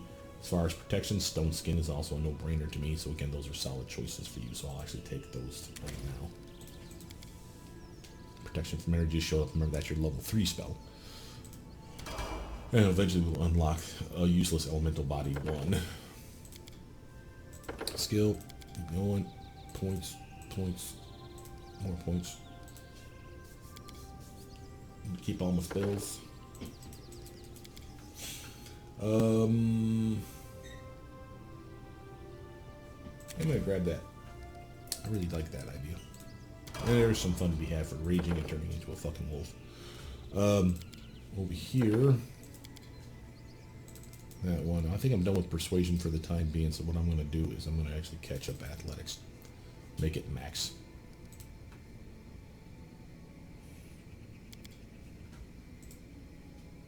Here again, now you see we are getting limited. We have to pick from here. You can get another weapon focus. There is nothing wrong with switching weapons. So if you want a different weapon focus, like hey, you've been eyeing that battle axe, it looks pretty with that great axe. Maybe you want to switch to a throwing axe for when you want to get some range in. You are strong, and again, you will hit pretty good, even with your dex being crap. You will hit well. So again, weapon focus, throwing axes, solid choices for you. If it's in the list, I should check that. Yeah, right there. Or javelins, even for that matter, is another fine option. Right here. So again, they are in the game. You may do that if you so choose. I don't think so. I think I'm just going to grab lightning reflexes and then probably great fortitude back there. Here, I'm going to grab me. At this point, literally, it's kind of what you want to do. But notice we've been missing out on Arcane Strike. Again, something that I could have grabbed earlier to kind of give me the ability to grab Cleave here if I wanted to wait. That was an option. And I could grab Armor Focus because you're always going to be wearing heavy armor, so I could totally do that right now. Get a nice +1 to your armor for that at all times. We're missing our additional traits, so that's probably what I am going to do right now. We could still do like Cornigan Smash and Dazzling Display, Shattered Defenses. Still has got room in this build for it because you got 3 picks still to grab. But that's not really necessary. Extra Rage is always a favorite. Furious Focus, this one's kind of interesting. When you wield a two-handed weapon, like a great axe, and using power attack feat, you do not suffer power attacks penalty on melee attacks on the first attack you make each round. So remember, you're at a -4, -5. Now eventually by the end of this build, you'll be at a -6 to your swing thanks to your BAB of 20 with power attack on. -6 is a big screw you. I mean, yeah, you got a +20 to offset it, but -6 is still a big screw you. Wouldn't you like to have that very first swing more likely to land? So this is interesting, and this is a very cool thing. Notice it's not, even though it says Furious, it has nothing to do with raging. Just that you have a high strength, high power attack, and a high or decent BAB. So again, there's some cool stuff that they've added in here. Hurtful is another fine example, one that's kind of funny. When you successfully demoralize an opponent, think Cornigan Smash. Within melee range with an intimidation check, again, Cornigan Smash, or Dreadful Carnage for that matter. You can make a single melee attack against that creature as a swift action. If your attack fails to damage the target, its shaking condition from being demoralized immediately ends. But think about what this would do hurtful for a Dreadful Carnage build, where you kill your bad guy right in front of you. You AoE scare everyone that survived, and within range is another motherfucker for you to hit. Well, remember, we got improved cleaving finish, so you're going to swing at him guaranteed anyway. And if you had Shattered Defenses, which why wouldn't you? They'd already be shaken thanks to the Cornigan Smash Dreadful Carnage combo of scaring the shit out of them. And you're swinging at that guy flat-footed. And then you just keep going with you intimidate. And of course you got this random attack of opportunities, a swift action, just a constant just to fuck you to all the bad guys. This could be really, really powerful, in my opinion. I'm not going to do it on this build, but it's definitely something worth doing. Again, if you wanted to have better intimidation skills, you got intimidating prowess, you're going to be a strong character. This is a solid screw you. And again, if you'd gone the Abyssal Bloodline instead of this one that I picked here, remember they got a +2, +4, +6 added to their strength as they raged. Not just including their rage ability, but the special ability for being abyssal. So they got an extra bonus to their strength every time they rage. Think about how much fun that Cornigan Smash build is going to be, because their strength is going to be way higher than what it could have been for anyone else. And if they, instead of going Steelblood, if they went that urban bloodline where you can pick between, instead of raging and getting just a flat buff to stuff, you know, like your attacks and your damage. No, remember that one can buff your strength or your dex or your con. Well, now think about having an urban bloodline where you're buffing your strength, and when you're raging, because that's the rage, and you're an Abyssal Bloodline, you get a +2, +4, +6 to your strength. On top of that, +8 to your strength, I think best case scenario when you're raging as an Urban Bloodline guy. So you're getting like a +14 to your strength, if you want. And then of course you're enhancing your strength with gear, and you're of course making sure to invest in your strength stat, I would assume. Think how much fun that would be. You would have like a strength well into the fucking 40s, and just mauling shit with like Cornigan Smash, Intimidating Prowess, Dreadful Carnage, and just killing shit left and right. So there's a lot of fun to be had with these rage points. If Intimidating Prowess isn't your thing, remember Iron Will could, like I said, it's one of those things that's kind of a problem for you. Will saves, why not get a little bonus there? We could get him at Magic now if you so choose. I'm not going to. Multi-attack, this was the thing, remember I told you the Abyssal Bloodline fucks it up with those claws if you pick them. That's my mistake for picking them in the first place, but I didn't know that I was going to screw up my attacks. But notice this, and this is only if you're unarmed. I think the claws aren't a problem if you have a weapon. But if you're unarmed, it assumes you want to use the claws, and that's when I got boned. But multi-attack could be a solution. Creature reduces secondary attacks penalty to -2 if it has 3 or more natural attacks. You don't, you had 2. If it does not have the prerequisite 3 or more natural attacks, the creature instead gains a second attack with one of its natural weapons, albeit at a -5 penalty. So now if you had those claws, you're raging. Demon claws come, or devil claw, no demon, yeah, demon claws come out. Bam! You have no choice. You attack and attack, and that's all you got if you're unarmed. Now with this multi-attack ability, I get a third attack with a -5 penalty. So while I'm not at 4 with my unarmed strike, which was again what I was experiencing, I dropped to 2. With this, I'm back up to 3. It's not ideal, but it's better than 2. And again, this could have been why I boned myself on those claws. And there's other stuff besides. Raging Brutality, here's some Rage Casting, Raging Brutality. These are other feats that you definitely want to pick up. Notice that these are feats though. Raging Brutality. When raging and using power attack, which why wouldn't you? You can spend 3 additional rounds of your rage as a swift action, watch this, to add your con bonus on damage rolls for melee attacks or thrown weapon attacks for 1 turn. If you are using the weapon two-handed, instead add 1.5 times your con bonus. Remember, our con stat was one of our main stats. Right now it's only a +4 because we have modified it with gear, but I could definitely get that up well into at least a +8, right? So +8 damage for 1 round, and all it took me was 3 rounds of my rage ability. So yeah, I got like 50 rages or so by the end of the build. Every so often, if you just need just a little bit more damage, click that thing. Poof! And then suddenly you're at like a +8. Now here's the downside of this one they don't tell you. Remember, I want to grab Arcane Strike. Probably should have done it earlier than now. But, point is, if I want Arcane Strike, it likes to shut itself off. Bummer, right? This will be something that shuts it off. So, I get +8 damage and I lose 5. That sucks. Only if I could find a way to make Arcane Strike permanent while raging. Well, guess what, class? There is an ability to do so. You need Arcane Strike to do it. And what's it called? Probably in the R's is my guess. Riving Strike? No. Damn it. Now I gotta find it for you because I said it's here. And I know it exists. Look at all the cool shit though that they've added. Jesus Christ. The modders, man. Gotta love the modders.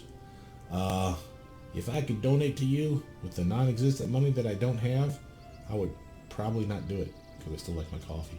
But I would think that I was a bad person for not doing so. They really need to make someone really. Here's a $1 million idea for somebody. I don't understand, with all the talent that's in the world right now for computer gaming and stuff, where there hasn't been an idea where you could go to this database and every time someone downloads X for $1, 99 cents, whatever, that part of that goes to the modder, part of that goes to keeping the website going. I have no idea why that hasn't been a thing yet. And maybe there is, and I just don't know the name of it. But if there is, tell me about it, because that should be a thing. Because that would be fucking amazing. Let me find that damn strike ability. Perfect strike? No. There's some really good stuff in here, though.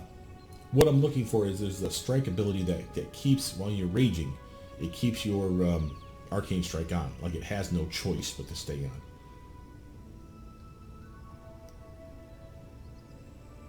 Hex Strike, no. Great Penetrating Strike, no. Come on. Felony smash, no. Extra rage power. That's cool. Notice that you need rage power to get it though. Come on, you little bastard. Where the hell are you? Ah, it's gonna bug me.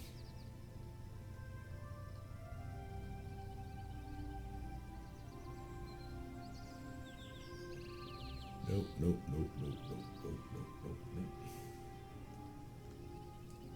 Devastating strike, no. Come on! Where are you, son of a bitch? No. That's all the crane stuff. No, channeling scourge. No. Oh, blooded arcane strike. Jesus. There it is. Blooded arcane strike. What you need arcane strike to have it, of course, in Bloodrager level 1 min. When you are blood raging, you do not need to spend a swift action to activate arcane strike. It's considered always on. Notice this next part though too. When you use this ability with vital strike, improved vital strike, or greater vital strike, the bonus on damage for arcane strike is multiplied by the number of multipliers. So times 2, times 3, times 4. Normally it wasn't.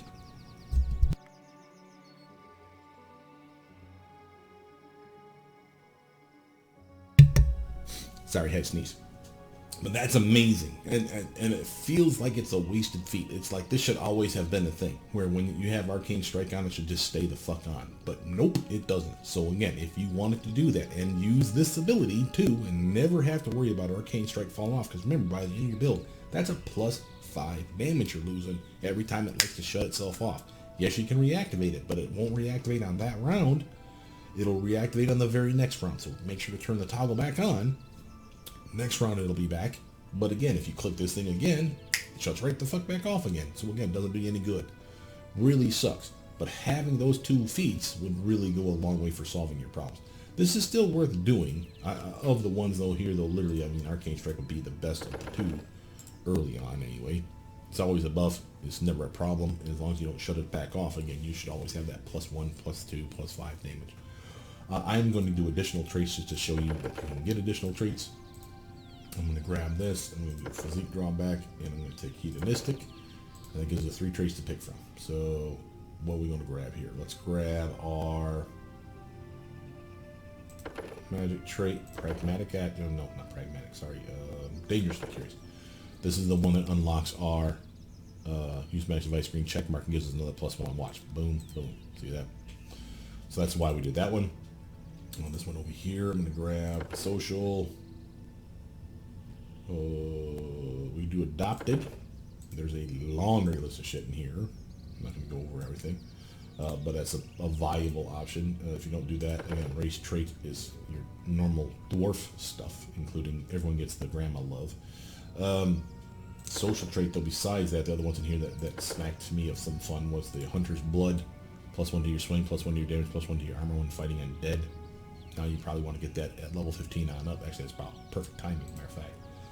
If you're playing the game with a team, by the time you get to undead, you're right around 13, 14, 15, I'd say. And there's always going to be undead from that point on. So that's a decent choice. And then from here, let's go with faith traits. Honestly, if it wasn't something that's increasing your rage, which I don't think there's anything here that'll do that, anything that gives you like a bonus to a save, like this one here, 5 madness, OT of the green, that's not... say that's skills.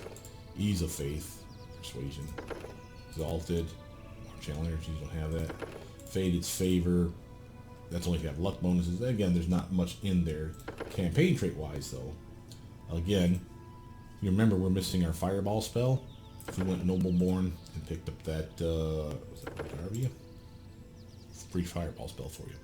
Up to you. We could have gone Ladavka for the snowball spell, if you didn't have it already, but you do. You can go faster, House Caress. I know it doesn't sound like much, but 5 feet faster for a dwarf is 5 feet faster for a dwarf. Again, there's no wrong answer for some of these things.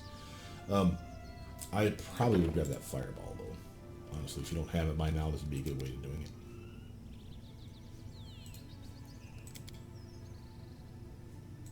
Did I forget something?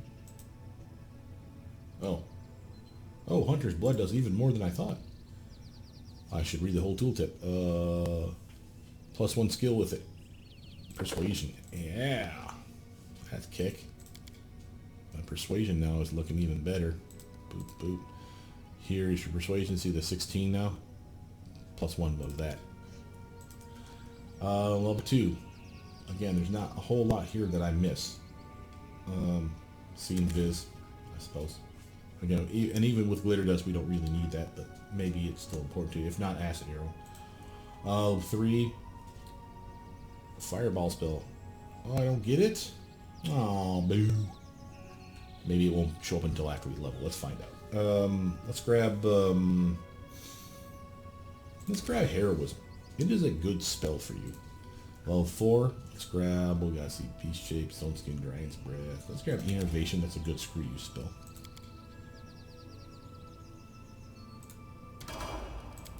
Let's see if our spellbook now has that Fireball in it. It doesn't. Ah, boo. I guess you gotta do that at level 1. Oh well. Well, that just means at level 1, swap out what I said. Grab your Noble-born Rogarvia, whatever, over here, and grab the Fireball for free.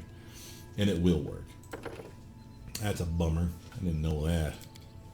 Blood Rage. Oh, now we get to turn into a giant monster while we Blood Rage. If we want. Don't have to. Again, these last 2 points can go in strength. They can go in anything else. Because there's 2. So again, if you want to have Dexterity to 12, go ahead. Con up to 20. Solid choice. Intelligence, get extra points. Sure. Get Charisma up to 16. I'm not telling you not to. But I think you're more of a strength-based character. And at this point, I'm going to stop Athletics at 15. Because that's more than enough. I do want to get Arcana up, and I do want to start working a little more on Use Magic Device.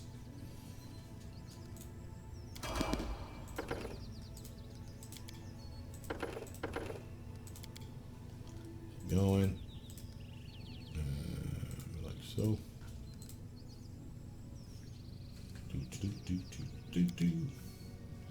From here, keeping all our spells properly. If you're seeing something's garbage, obviously swap out. What am I going to grab here?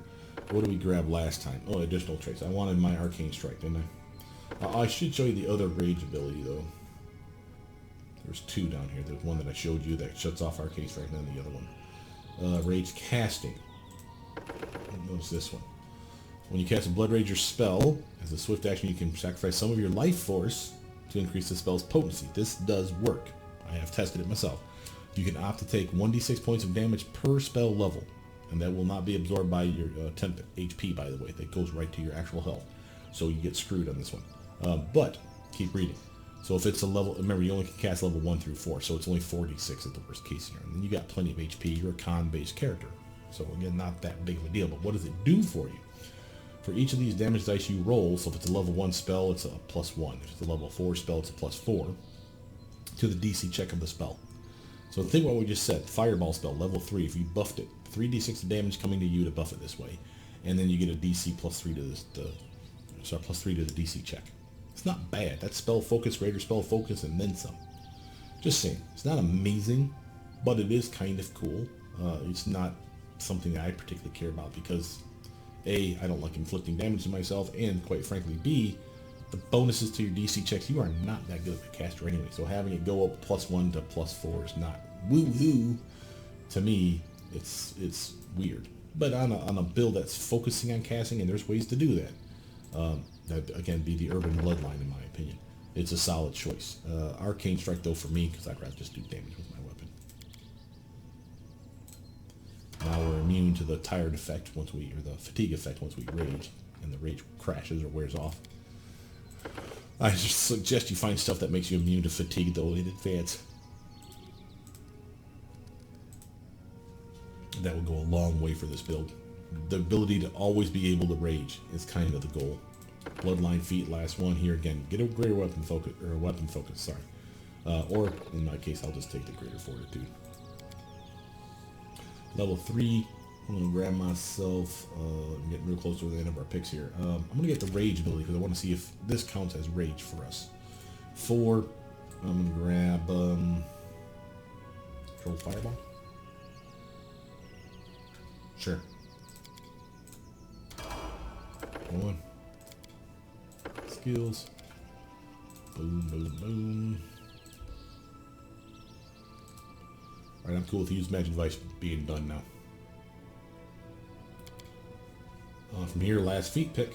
Do you want greater spell focus and evocation? Do you want to get a different spell focus and something else? Remember, you only get to buff that one that you have spell focus in. So right now it's only evocation, or these two spells here, which again, both are evocation. So if you had a really good necromancy spell that you would love to have buffed in that one way, we can go there and do that, but you have to take spell focus necromancy. I do like that blooded arcane strike though, like I said, because I don't want to ever have to worry about that thing falling off. So it seems weird. Again, it is weird. There's plenty of other things you could have picked. Plenty of other things. But we got a solid improved cleaving finish build. We got a solid buff to your weapon. Power attack on besides. And we got all kinds of fun stuff. If you wanted to get rid of that power attack ability though, what was that one called? Was it Hurtful again? Oh, that's Demoralized. What was it called? Furious Focus? You could do that. You could convince me that this is worth doing. Because taking away that -6 to your swing on that very first swing, you know you want to hit. Boom. And again, here's the fun part of this, and I don't know this, so this would be something worth testing. Remember, it says your first swing, right? So remember, let's say for the end of your build, we're going to get 4 swings, right? So you got swing 1, 2, 3, and 4. Let's say you don't have haste on, you don't have a speed button.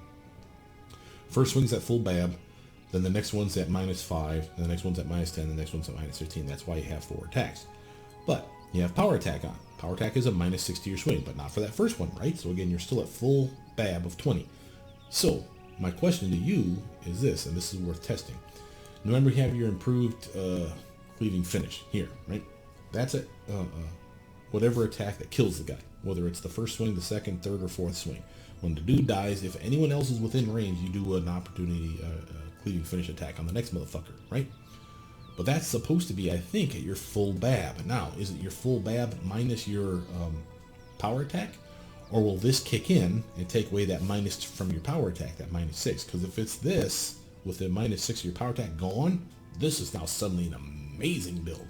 Because when you kill somebody and you cleave, normally you're still at that -6 swing from power attack. If that goes away, you're at a better chance to hit them, which means better chance to kill them, which means better chance to switch to another target, and switch to another target, and switch to another target. And that would be amazing.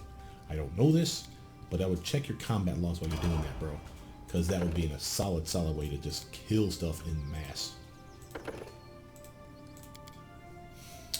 Last point of strength. Looking good. Look at that. Free 25 melee. And that's before we throw in all your weapon focus and your family heirloom and all that other cool shite you got. I'm going to finish off like that. So 15, 3, 7, 20, 15, 10. Picking all my spells. Sounds good to me. Didn't pick spells? I didn't get to pick spells at level 20. What the hell? That's weird. Anyway, you finish that caster level 20, so you're a full caster at least, so there is that. Thank God. I was afraid it was going to be like Paladin. I wasn't paying attention to it the last time I did this build. So you have a decent smattering of spells. So we finished with 6 + 1. Remember, the +1 came from your Bloodline. Okay, so 6 + 1 you get to pick. 6 + 1 you get to pick. 6 + 1 you get to pick. And 5 + 1 you get to pick. So again, that's not bad. You don't get cantrips, so that sucks. As far as spell use today for a 14 lame-ass charisma, we finished with a 5, a 5, a 3, and a 2. So again, you are not a caster, as far as I'm concerned. We're going to force rest your character and gift you some gear to show you what I would look for. So now there's your rest. Close. And let's put stuff away first, because there's a lot to talk about here, bro. And I'm sorry if the video's long. You know me, I like to chat.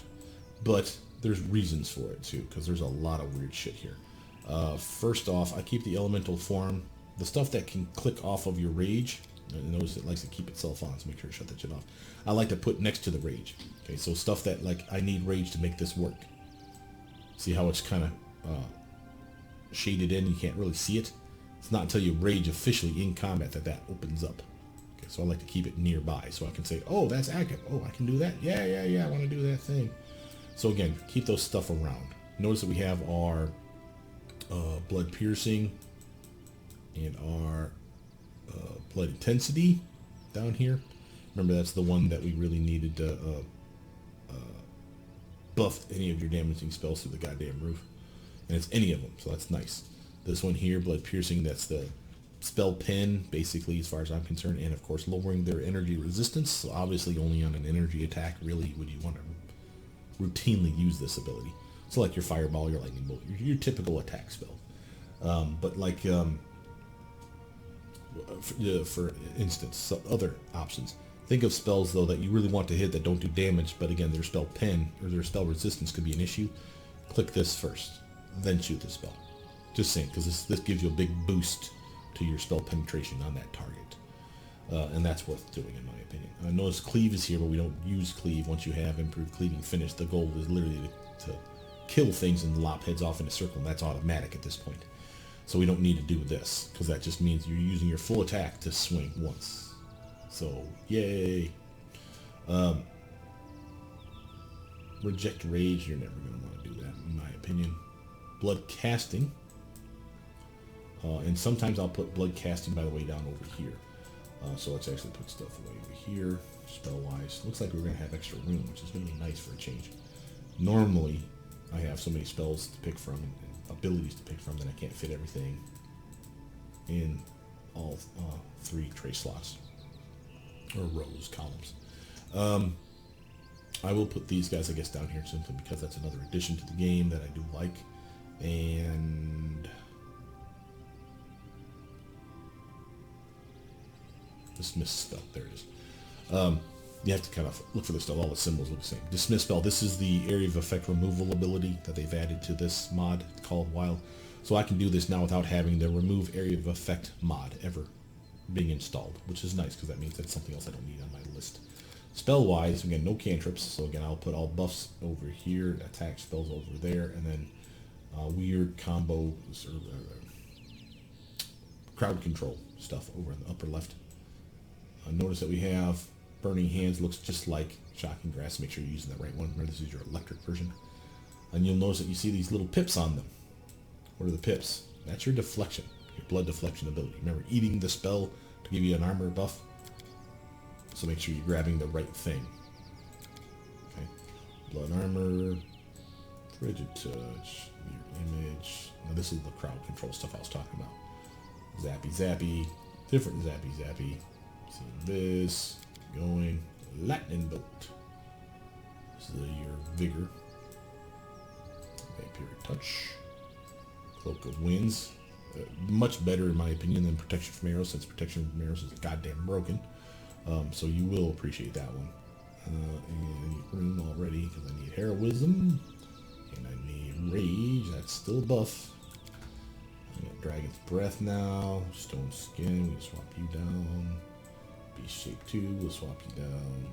Innervation is kind of crowd control-y, so we'll swap that there. Elemental Body. Okay, we're running out of room. We'll like that. And then Control Fireball. Yeah! And we still have room for something else. I'm just going to throw another one of those up there. Just to fill in the slot. Okay. Now that's a lot. Now let's look at your character. Know that we can be using full plate mail. Or something similar. Like plate mail, half plate, or bandit. So we definitely want to gift yourself now just to show you what you have available. The different types of armor. So let's go category by category. Okay. I know it's going to take longer, but I still maintain that you want to see this. Because this is a very, very weird character and you want to be decent, right? So you want to type in half plate. Notice that if you put a space in there, nothing happens. If you put a hyphen in there, you get it back. So try half plate with a hyphen, half plate with no space. Make sure that you're not missing out on something, okay? But half plate, hatred. Bonus against orcs, giants, and goblins. Okay. Other than that, there's really nothing else here. Half plate of will. Bonus to will saves, sure. But it's resistance bonus, which means a cloak of resistance solves that problem. Pass. Plate of stability. Avoid daze and shaking conditions. That's just a bonus to the save, though. But that could be useful for you, especially if you're in the front ranks. So half plate's not looking all that impressive. Again, check just half plate without the hyphen just to make sure. Doesn't look like there's any differences there. Let's try full space plate. Now's where you get your fun. My personal favorite, of course, is the Onslaught armor, so I'm going to grab that now. There's other stuff in here, because there's ones in here that will buff your charisma. I want to say this is the Blessed Path. wisdom and charisma. Only if you're good, be real clear on this, and if you're a paladin, which you are not, you get more smite evils. But bonus, sacred bonus, so you saves against compulsion effects and poison, that's a nice one for you, but you'd have to be a good character to get it. Make yourself one. I'm not saying you don't have to be evil or neutral, but go do that thing. Quenchless Life is another decent choice. It saves against necromancy spells, I suppose. Other than that, you have Battlemaster's Plate. You have your Crusader's Mithril full plate. Nice wisdom buff, no less as well. And notice that odd wisdom buff. Remember, your wisdom was at an odd number. And you get a little buff spell as well. Angelic Aspect is a spell you normally don't have. That's a 9-minute buff. That's a deflection buff. Now, yeah, we have that eat a spell thing and give you even more deflection, but it's not the point. There's more to it than just deflection. There's deflection, acid and cold resistance, I want to say, and saves against evil targets, because it's basically protection from evil and then some. So there's a lot of good reasons for wanting that. And it's a solid armor, and mithril no less, so it's not less likely to be a problem for you. Mark of the Guardian, some nice resistances across the board. Searing Light spell once a day, it's no big deal, but with the Dragon Scale plate, some acid resistance. Death Crusader's full plate. Death Ward spell, that's something we didn't have access to, and maybe that's something of concern to you. So again, you can see you could have some fun with some of these armors. And that one, and the bladed plate, just to point this out too, this is the one where if they hit you with an unarmed or natural weapon, they take slashing damage from the armor, because it's all spiky and shit. Which is a nice screw you for daring to hit you in the first place, little pricks.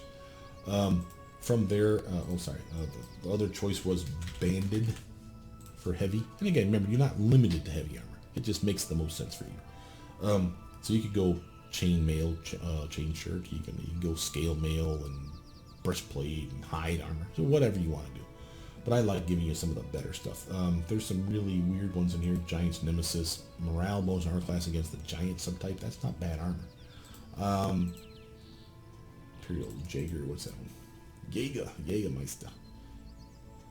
Plus 2 attack and damage rolls with crossbows. Oh, it's studded armor no less. That's a lie. It says it's banded, but it's not. Oh, Warpath. What are you? Plus 3 bonus against humans and elves. Again, you can see that you're going to have different types of armors that are useful for you. Belts, you're probably going to go with a belt of Physical Perfection plus 8. That's not the only choice. For example, Cord of Stubborn Fury. Instead of becoming fatigued after raging, pay attention. Warriors take damage, 1 damage each round for a number of rounds equal to 2 times the number of rounds spent in rage. So if you rage for like 3 rounds for this fight, fight's over quick, right? Bam, bam, bam, thank you, ma'am. It shuts off. You're not fatigued, but you take damage 1 point for each round for a number of rounds, 2 times. So 3 times 2, so 6 rounds. So you take a point, so 6 points of damage you'll take. Now, that's your actual health taking that damage. That straight up sucks, but it's only like a cure potion. Poof, done, and you got shit tons of those little fuckers. But why is this useful to you? Well, early on, when you don't have the ability to be immune to your own fatigue effect from that, you're traveling in a dungeon, right? You rage for that fight. You walk into the next room. Is there another fight waiting? Did you wait a minute? Because it always takes a minute for rage to wear, the fatigue, to wear off. That sucks. Well, now you can't rage, and you're at a -2 to your strength, and you're at a -2 to your dex. So this is why stuff like this can be useful. I'm not saying grab it, but I'm saying that you should consider it. You should also consider anything that gives you a more rages a day. So we should have actually said reset filters and type in rage. And look for anything that has extra rages a day. Tiger Strike. Nope. Core Stubborn Fury. That's the raging. Gorgas. Allows the wearer to enter rage as a barbarian for 8 rounds per day. So that should probably add 8 to your rage. And then it's a +6 to strength. It's not +8, but it's a solid belt. And you may say, well, now I'm missing my dex. Now I'm missing my con. We have other ways of getting those. So again, I'm not worried. There's plenty of other pieces of gear out there that give a dex bonus and they give a con bonus, or both. Sadly, most of them fall into the belt category, though. Other stuff like War Painted Skull of Duthka, Enter Rage as Barbarian. Sure. And I don't even know that these will stack with your rage. I'm just saying that that's a possibility. So you really want to see if it adds to Inner Demon. That's a ring. 4 rages a day. That should definitely work for you. And it's sad because, again, normally my rings I want to use for other stuff. But again, there's a variety of things out there that buff you, is my point. And belts weren't the only thing that you cared about. For instance, footwear. We usually go for something that increases our armor. So Manticore skin boots, but you can get the Bone Threaders for some extra damage reduction. You can get Swamp Dweller's boots, Hellstrider boots. Again, some of them can be immune to poisons, some of them make you immune to trips, some of them give you extra running speed. So again, there's going to be a variety of stuff to choose from. Gloves. We have a lot of really good gloves. For instance, if you're doing ranged attacks, whether we're talking your ray spells or if you're throwing like javelins and shit, because remember, you rage, you get thrown weapons, you get a buff as well.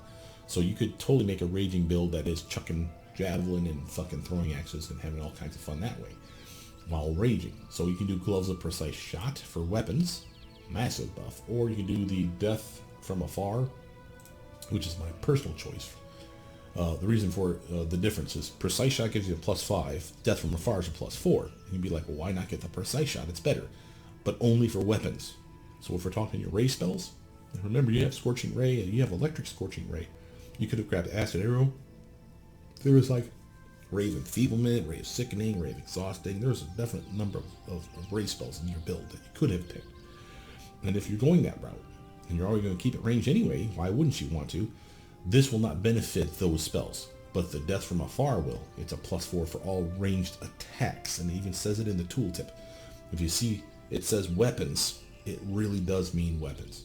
Those aren't my favorite. Ultimate Grip's good. Royal Gloves of Valor if you need charisma. You're a charisma-based caster. Lightest Touch is fun. So is, of course, Star Soldier's Gauntlet for extra strength and the Infinite Ray spell. Now, you don't have a lot of spells a day, but wouldn't you like to have spells at your beck and call? So when you see stuff that says at will, laser beam that deals 4d6 damage at will, that means every round I can choose to do this instead of swinging my weapon. So if I want to just do beam, beam, beam, I have that option. It's not amazing, but hey, man. And again, it's a strength buff. And you may say, well, didn't we just grab something that was a buff to our strength in our belt? Sure, but that wasn't our only choice, right? Another fine example of a belt that I could get that had nothing to do with strength is the Devil's Sash. 8 to Dex and Con, no strength at all, and you're immune to poison. Boom. Belt of Athak, another one that's a solid buff to strength, dex, and con, but not an amazing one. But notice this, you can do legendary proportions for 13 rounds a day. Imagine being twice as big, not just in large person, but being twice as big as that. And now you're swinging with a massive reach, with a massive great axe, with a massive bonus to your strength, and again, you're having all kinds of fun. So again, there's a variety of ways for you to make this a tough motherfucker. Headwear, now again, you're not going to grab the hat of mental perfection +8, let's just say it. You're not going to wear a wizard's hat being a raging barbarian. You're going to look like an idiot.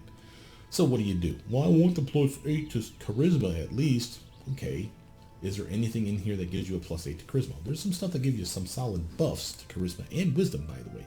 For example, Metal Reborn looks like a fucking baller ass helmet. Gives you resistances to everything except for bludgeoning. And wisdom and charisma +6. That's a solid upgrade. That's not as good as the hat, but it has similar properties. We could get you the crown. Where's that at? The crown is just a +6 to everything. Charisma, intelligence, wisdom, so not quite as good as the hat. But it also gives you +2 saves for compulsion effects. Awesome. And you will earn the crown in gameplay. It's they coronate your ass at some point. And they just say, here's your crown. Your crown is baller. There's other stuff in here too. Again, we get ones that are just for charisma, just for wisdom, blah, blah, blah. But there's other stuff. Feel free to look through this. And there's even ones that allow you like at-will lightning spells. They're not amazing. It's 5d6 of damage, but so what? A little bonus to intelligence, and you don't even get to see the circlet because there's a little ring around your head, like a halo, and you can't even see it on your character. But the point is you can wear that bonus to your intelligence, which you care less about, but if you need a lightning bolt spell, zap. You know, you don't have many spells a day. Having stuff that's at will is always fun. Other stuff, besides headwear, neck items. If you were doing the martial artist, the unarmed strike stuff, again, agile fist or mighty fist, depending on which one we're talking about, dex versus strength based. Charm of Deep Waters is a con buff. So if you didn't get con from somewhere else, like maybe you got strength gauntlets and you got like a belt for dexterity only, or a ring for dexterity only, and you still wanted some con, Here's a way to get some con and a nice deflection bonus. But remember, you had the ability to turn spells into deflection, up to +6 no less, not even +5. So while this is cool, it's not that cool. But maybe you want that, and you never want to eat your spells and turn it into deflection. I can understand that. In here, the stuff that sticks out, of course, your natural armor +5. But again, if you got the Manticore skin boots, they're at +4. They don't stack. That's why I get those skin boots, because then I can use my next slot for whatever the fuck I want. My favorite for you would be Gyrona's Amulet. Again, that's the one that's not only a solid armor buff that stacks with those boots, because it's an insight bonus now. So it's for your armor, for your touch armor, for your flat-footed armor. You will have a +5. And as soon as you start combat, mirror image immediately on your character. Cheap and easy, and I don't have to cast it anymore. Fucking awesome. So again, it's an amazing necklace. Other than that, for you, let's see, no. The con one here, Life Veil, +6 con, and you can cast cure serious wounds twice a day as a 5th level cleric. Maybe you want to be able to heal yourself every now and again. I would shy away from things like Burning Amulet and all these other ones. I mean, you don't do enough spells to do spell damage of any real impressive. Like same with the Amulet of 4 Elements. You don't do enough spell attacks where this really benefits you enough to lose the next slot. Other stuff. Heart of Ira. There you go. Knew there was something else. So, remember we were bitching about you get fatigued very easily. First, let's give you your Onslaught armor. Notice how Onslaught gives you a +8 to strength. Okay, so again, we don't need a belt of 8, 8, and 8 anymore. If you're wearing this armor that's made from an artisan, if you do all his quests, he will bring you this shit eventually. So, if you do everything for him and you kiss his ass and do all the stuff for the kingdom that makes him happy, he brings you this fucking armor. +8 to strength, mithril, full plate, +5 armor, and look at your movement. It goes up 20 more while wearing the fucking armor. Just zipping all over the place. And it looks fucking tits, man. Come on, tell me you don't want it. Hell, it almost looks like his armor he's got right here. Pretty freaking sweet. Then, we said that maybe you don't want to have a strength item here because you got strength already. So get that belt of dexterity. Where was that one at? No. Here, if I type it'd be easier. We have Devil Sash. 8 and 8. Now we got 8, 8, and 8. 8 came from the armor, 8 and 8 came from the belt. See that? Perfect synergy. So again, and I'm immune to poison now. Fucking sweet. Then you want to have yourself your necklace. Well, now Gyrona's Amulet's the one I recommend because that's the one that gives you your 5, your 5, and your 5 of insight armor. But think about something else here now. While that casts mirror image on you when you start a fight, until you get this one, because this one's rare and it's hard as fuck to get. But once you get it, you want it. Until that time, it's relatively easy at level 10, 11, 12 or so to get the Heart of Ira. Once Varnhold opens up and you have to go there and find out what the fuck happened to Varnhold, this is waiting for you over in that area. You just search the area, you do a perception check, you'll find it in a box or something like next to a house, and you find it. Notice what this does. Immune to fatigue and exhaustion. So as long as you wear this on, you never have problems with your fucking rage. And that's at level like 11, let's just say. You are now immune to the rage crash, what I call it. So, yes, at level 17 on up, you'll be immune too, naturally. And then you can get rid of this and put on that fucking Heart of Ira, or the Gyrona's Amulet. Until that time, use this little fucker. And again, yes, it has an effect. It has that aura that damages everybody, including your team and your pets around you. But if you're soloing, I'm not saying you would, but if you're soloing for whatever reason, this is amazing fuck you damage. Make sure not to forget that shit. This will be like, I would put that like here or something, to remember to turn it on. And turn it off, of course, when the team's taking damage. So that's 2d6 of free damage. Just click, click. Even when you're paralyzed, that's still running. The necklace is doing its job whether you are or not. So if you got paralyzed or something and some bastard's over there slicing your throat up, he's still taking damage. That may be enough just to finally push him up and over the top where he dies. Just saying. And the immunity to fatigue and exhaustion is baller. So that's a solid upgrade for your character. But until that time, or after that time, I should say, you should grab yourself the Gyrona's Amulet. Notice rings. We didn't give you rings yet. Let's go with rings next. Of course, we go with our favorite, Ring of Circumstances, Greater Ring of Ultimate Protection, or Ring of Evasion, or Ring of Law, Ring of Chaos, Ring of Blur, Greater Ring of Balance if you're true neutral, or Great Dreamer's Smile. Those are all my favorites. I know that's a lot of favorites, but there's a lot of good shit in here. But you definitely want this one. The Ring of Circumstances always goes on the main character. That's a solid +4 to 4 different things. So let's rest our character.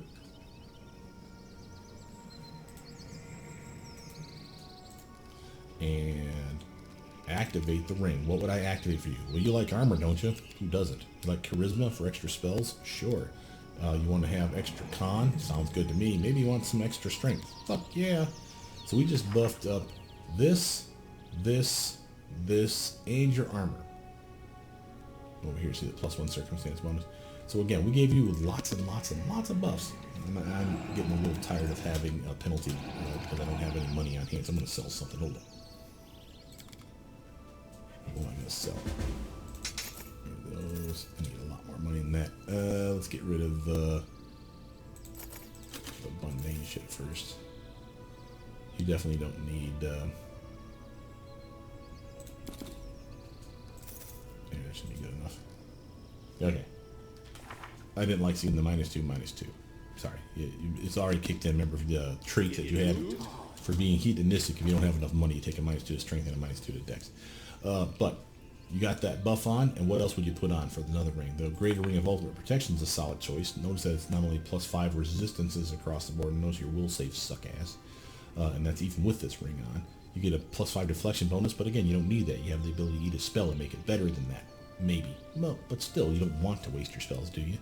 And spell resistance 24 and DR2/dash. So there's a lot of good things with that ring. Don't like that one though. We got rings that just give you a +2 to your swing and gives you more damage. So you got a +2 down here thanks to this little fucker, and a +2 to here, here, and here. Still can get a cloak of resistance +6, getting these up higher, higher, higher. Nothing wrong with that. And it gives you immunity to curses and better spell pen and just a variety of shit from that one ring. We don't like that one. We got our Greater Ring of Balance. If you're true neutral. You have to be true neutral. This gives you immunity to a variety of things. Freedom of movement, so you're immune to paralysis. You have immunity to confusion, immunity to fear. You have immunity to emotion effects, deflection +5. And again, for a true neutral character, which is, I guess, what I picked, without even realizing it, this is an amazing ring. The lesser versions, in my opinion, are the Chaos Ring and the, like this one, and the Ring of Law. They're okay, but again, without being chaotic or lawful, you can't wear them. Notice that there's also a Ring of Evasion, just like it sounds. It gives you the evasion effect, where if you make a saving throw against a reflex save, which you're not very good at, you would take no damage. If you fail the save, you still take full damage. I think I understand that right.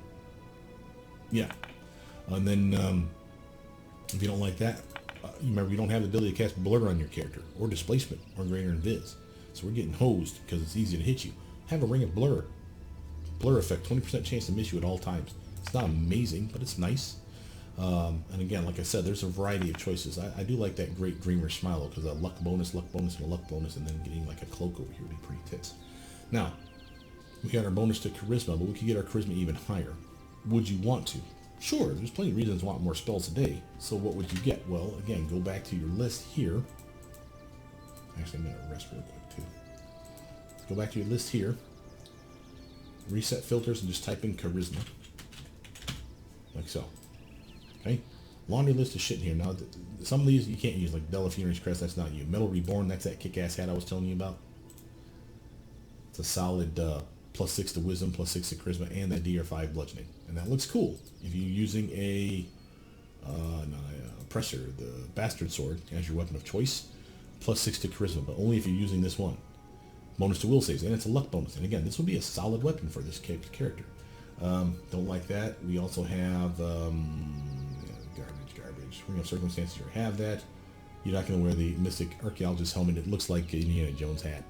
And it's cool, don't get me wrong, but it's one of those you're still not going to wear. You look like an idiot raging with an Indiana Jones hat on.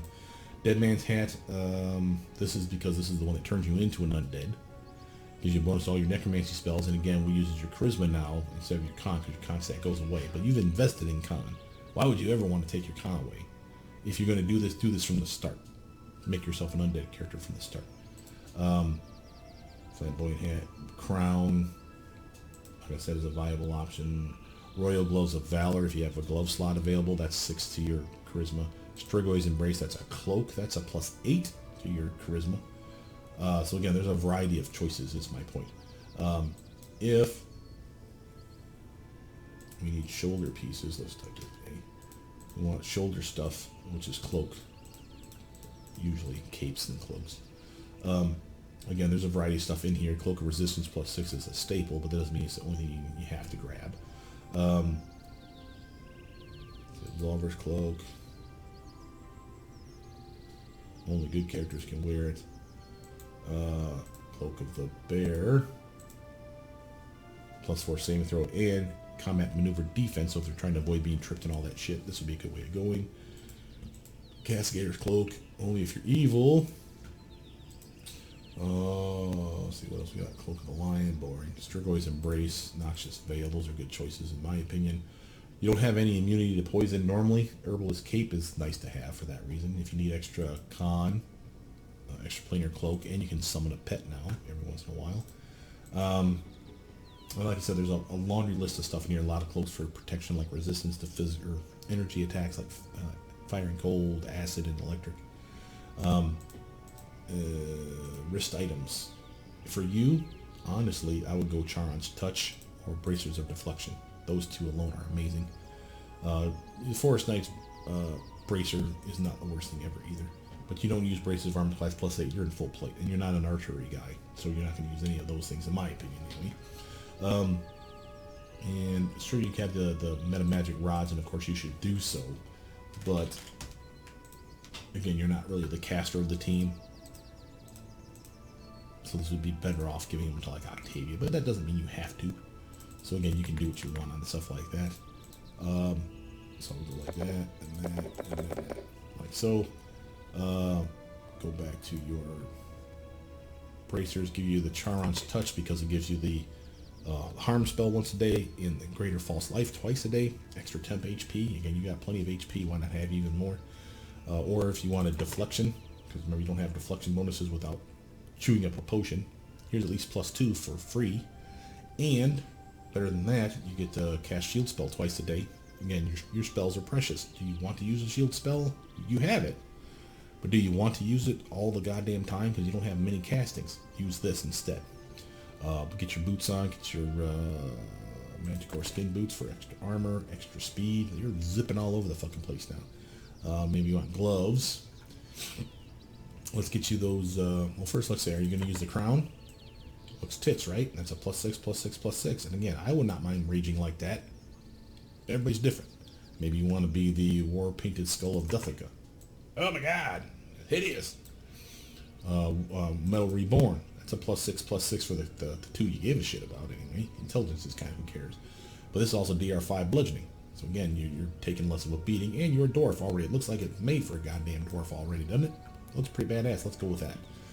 For cloak, let's give you a solid cloak resistance +6. Sure, why not? That's a 6, a 6, and a 6 over here. That's not bad. This is crap, but these ones are solid choices in my opinion. And then we're still missing gloves. Well, what are we missing? We got a 8, an 8, and an 8. Nothing for intelligence. Charisma and wisdom are already done. Do you want to do ray spells? So death from afar. You do have ray spells. Remember, you got your Scorching Ray that's electric, and Scorching Ray that's the red, the fire one. So again, this is not bad. That'd be another +40 swing. It's not necessary, but again, we have choices. So we got lightest touch, bonus to reflexes. That's not going to do you any good. Precise shot. You don't have ranged weapons. Gloves of Valor. Now heroism, 3 times a day is a level 11th wizard. It's not bad. And yes, you have heroism. You don't have greater heroism. That can be cool. Now, yeah, the bonus to charisma is wasted. Well, that means you can take this off now and put on something else, a different kind of hat. You want that war painted Duthica what you're digging on? Rock that shit. What did that give you? 20 rounds a day. Allows the wearer to enter a rage as a barbarian. So that might mean we even get more barbarian stuff. So let's find out. How do we find out? We rest our character. So go here. We say rest. We say close. 54. I don't know if that went up. I think that's actually the same. But let's actually see if there's another choice up in here too. So there's your shield spell twice a day. We got War Painted Skull of Death Gut. Now that might turn you into the rage just by clicking that. And it would summon 2 pets. Let's find out.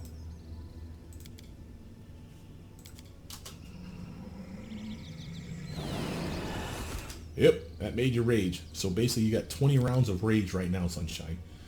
And again, that might work in combat for your rage abilities. A way to find out is, do you turn into a goddamn giant monster when you do this? Looks like the rage wore off immediately though. So it might have to be actually in combat when you summon them. But that gives you 2 pets. So let's actually take that into combat. Let's take a look at that. We'll rest up so we get that everything charged like it should.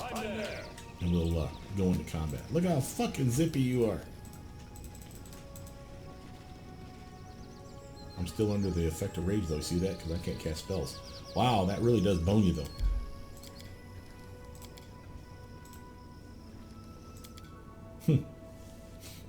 Still be fun. I still want to rage. It's weird that rage does that.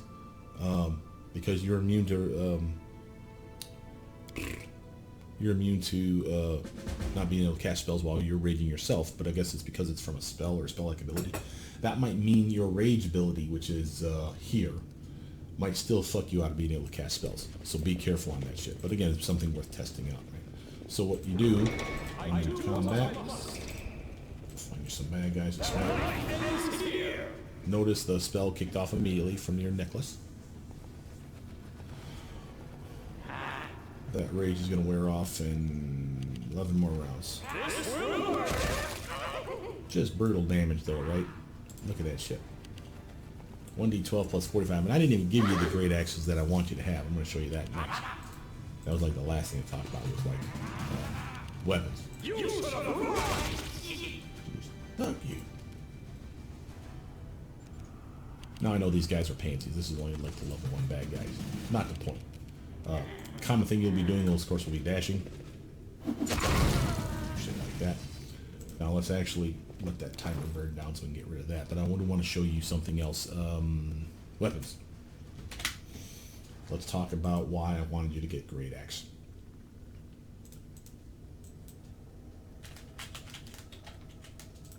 And always check. Make sure it's not like some kind of typo or that there's like only one X, because I'm stupid too. Don't mean the game's not stupid as well. It's however they entered it. So do Great X like that and you're probably going to be fine. There is the, for named ones, Mayhem, Lava Forge, Tempest, Frost Touch, Retribution, Eradicator, Extinguisher, Dragon's Essence. Wait. Then there's also the Capital Punishment, Heat of Battle, Second Execution, Troll, Reaper, Vanquisher, Destroyer. And the Manifested Great Axe is for the, what you call them guys. Now notice there's the other ones too, your +5s, your non-named ones. And it's not to say these are not good. They're definitely good, but you got so many named ones to choose from. Why would you ever waste your time on something that wasn't? So let's go by price. Dragon's Essence. Vanquisher. This, in my opinion, is the one that you're going to want from start to finish. As soon as you can get this, which is that big bad that I always tout that you need to want to teleport in and kill a motherfucker with your cool necklace that does the AoE aura. This is the thing he leaves behind. Look at this fucking weapon. +5, Great Axe. Crit range 19 to 20. Why is it 17 to 20? Because we have improved critical. This is the one that I said is not a keen weapon. It's just naturally 19 to 20. So because we can make it keen by having improved critical, we get double that range. This is suddenly a solid crit build. It's not amazing because 15 to 20 is the best. But 17 to 20, I'll fucking take it. And when it crits, oh Jesus, you're going to feel it. Then, keep watching. Notice that it deals an additional 10 damage on every hit. Not crit. Every hit. Which means this number just jumped up 10 goddamn points. And when it crits 3 times, so instead of +10, it's +30. Boom! And remember, you have the cleaving finish, improved cleaving finish, and all that cool shit. You're lopping heads off in a fucking circle, baby, with this monster. You can get this by like level 11 or 12. It's amazing. And at that point, honestly, everything else is garbage. It's not true. There's some good ones. Here's one that allows you to turn into a dragon. Awesome. Here's one that, and then you can cast spells in dragon form. Lava Forge one is decent. This is the one that, wow, that's gotta be a glitch. That's not supposed to look like that. Maybe it does. I don't remember it looking like that though. Lava Forge Axe, +5 Bleed Axe. Deals an additional 2d8 of damage on a smack with fire damage. Grants his wielder the ability to cast summon huge fire elemental once per day. Free pet. Love my free stuff. And that bleed effect. Remember, that's the one that every time you hit them, they do like 1d6 of damage every round. unless they heal or the combat ends, which means they're dead probably. So this is a solid weapon. We also have Destroyer, +5 Anarchic, Unholy, Vicious, improved critical multiplier, ×4 on a crit. Now yeah, the normal crit range, but with our improved critical, it's at least double. So this is a decent weapon. Wow, that looks like shit. Oh, good lord, look at that mean looking weapon. And again, these aren't the only ones. We have Heavy Mace. Oh. Retribution. Magical Beast Bane, +4 Flaming. 2d6 no less. Again, very nice. And remember, we can only cast Eagle Soul spell once a day as a 14th level cleric, but you would need to be lawful good, I believe, for that to work. That's solid. Capital Punishment, where you... Oh, an Axiomatic Keen Great Axe. So the 19 to 20 was always going to be there. And that's not bad. And the +5 weapon. Lots of +5s you're seeing. Tempest. Watch this one. Greater Shock. This is yours right here, baby. Speed weapon, no less. Extra attack. You're up to 5 swings around. 2d6 of extra damage on the electric attack. Now, while impressive that is, remember, we can do that naturally anyway. That's part of our elemental bloodline. Speed of Battle. Flaming Great Axe, +3. Nothing fancy about it, but it's still solid. Second Execution. +1 Undead Bane, so it becomes a +3 weapon against undead and does 2d6 extra damage to undead. That's not bad. Extinguisher, this is great for killing will-o-wisps. Very weird, specific axe. Mayhem, ooh, that one looks mean. +1 Anarchic Great Axe infused with the power of chaos, makes the weapon chaotic aligned for, and thus bypasses the corresponding damage reduction. So if they have DR 10/chaos or chaotic, this would penetrate it. That's what that's telling you. It deals in an extra 2d6 of damage against all creatures of lawful alignment, so it's a bane against lawful creatures, and cannot be equipped by anyone that's lawful, so it can't be lawful to use it. And then we have, of course, our Troll Reaper. This one you can find early on, so this will probably be your weapon of choice in Chapter 2, and then eventually you'll probably migrate up to this guy before too long. But this is a solid fuck you weapon for fighting trolls, as you know, and again, you're still doing solid damage. It's not like it's a piece of shit weapon. It's just only +1. And of course our +1 Great Axe. But this, once you get this one, in my opinion, I mean, you just never let that thing out of your hands, because that's a monster. That just lops heads off in a circle. And again, solid character. Instant rest here, or quick rest, so that I can get that goddamn rage off of me. I'll show you some of these rage abilities. Okay, let's do a quick save. Run down the side here. Pay attention to the fact that your rage has to be off. When I start combat, if that toggles on, you instantly rage, and now you can't do a lot of the stuff that you need to do. This is one of the downsides, in my opinion, of this mod. Because once you rage, you should always be able to activate a rage ability, I think. But some of these seem to be tied into the very first time you rage in combat. So watch this shit. You get mugged. Oh shit, what do? I haven't buffed up yet. So you see this ability called Blood Casting? Remember, at level 20, it's any level spell, so for you 1 through 4.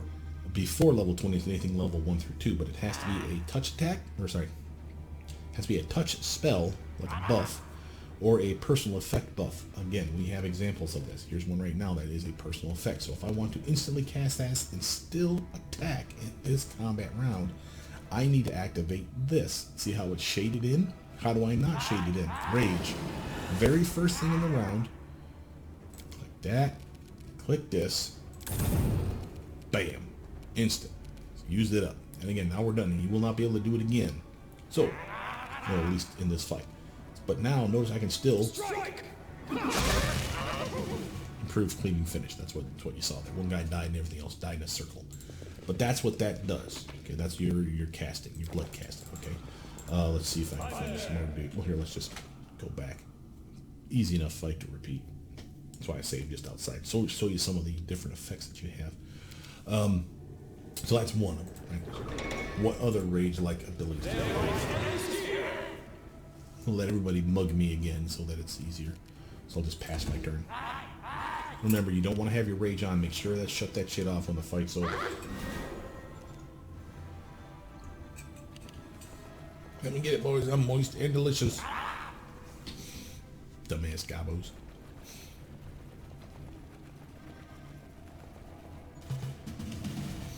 Okay, so let's say, oh, I needed deflection armor. I don't have any deflection armor. Early levels. Possibly. So what do? We'll take one of your higher level spells that you don't mind sacrificing, and click open the tab. See that right there? Blood Deflection. Deflection. It even tells you the level. So this is the Blood Deflection 4, and in the tooltip, even love you, modder, for this reason, you actually do the math for us. This one will give you an armor class bonus of 6 if you have no deflection already. So again, and it lasts for, I want to say, a minute, and then it gets better from there. So let's actually activate it. It should probably tell you. So there's that. Notice that I didn't have to rage to do it, by the way. You see 5 minutes. So it goes from 1 minute to 2 minutes at level 10, 3 minutes at level 13, 4 minutes at level 16, and then at 19 it gets to 5 minutes total. That's not horrible. That's not the entire dungeon, but for one spell to get a 5-minute buff out of it, that is not that bad. And I will totally take that, because that shit is, like I said, a solid buff, because that's here's deflection, and here's deflection. So you got that plus 6 everywhere. And again, yeah, I could have had deflection rings, or I could have had the Shield of Faith cast on me, or whatever, getting me all the way up to like a plus 5, but not plus 6. So again, if you really need that extra little bit of a thing, but notice it also shut off your Arcane Strike. You see that? You can turn it back on. It will not work for this round. And of course, it seems to take your entire action to activate the Blood Deflection. So don't get to attack with it. Now check to make sure that your Arcane Strike is back on. It is. So again, delayed you a little bit. So preemptively, you can use these, though, is my point. So I would probably use these ahead of time, before you run in through the door. If you know that there's going to be bad guys on the other side of that hallway, more likely than not, pre-buff up with that deflection buff. 5 minutes is a lot by the end of the game anyway. So I'm not too worried about that. No, my Arcane Strike was off to begin with. Hold on a second. Let me make sure that does shut it off. Oops. It doesn't shut it off. That was my bad. Okay. I always check stuff. I want to make sure of that, though, so that's good news, because that means you don't lose that ability to Arcane Strike in the next combat round. But you could have turned it back on again anyway. No big deal. What other stuff do we have as a Let's see. We also have the ability to electrify your weapon. So you see this one here. Okay, so that's Elemental Strikes. First, a little warning on this one. I don't know that if you don't pick it up here, remember you have a choice between it and the pet, the familiar. Notice down here you have Power of the Elements, your Elemental Strikes double. Well, if you didn't pick it, how did it double? If this is good enough and I don't need this one and I can get the pet, you might want to get the pet and then get this. But if this goes away, that would suck. But that might mean that they make you pick something else over here too, like one of these blood intensity things, kind of stuff like that. And that would be okay, I guess, because this is not that amazing. It only lasts for a number of rounds equal to half your Bloodrager level. So you're going to get, like, at the end of the build, a minute every time you do it. And notice you only use it like 3 times a fucking day. But to do it properly, first, let them come up on you. Come on, guys. Suck it, loser.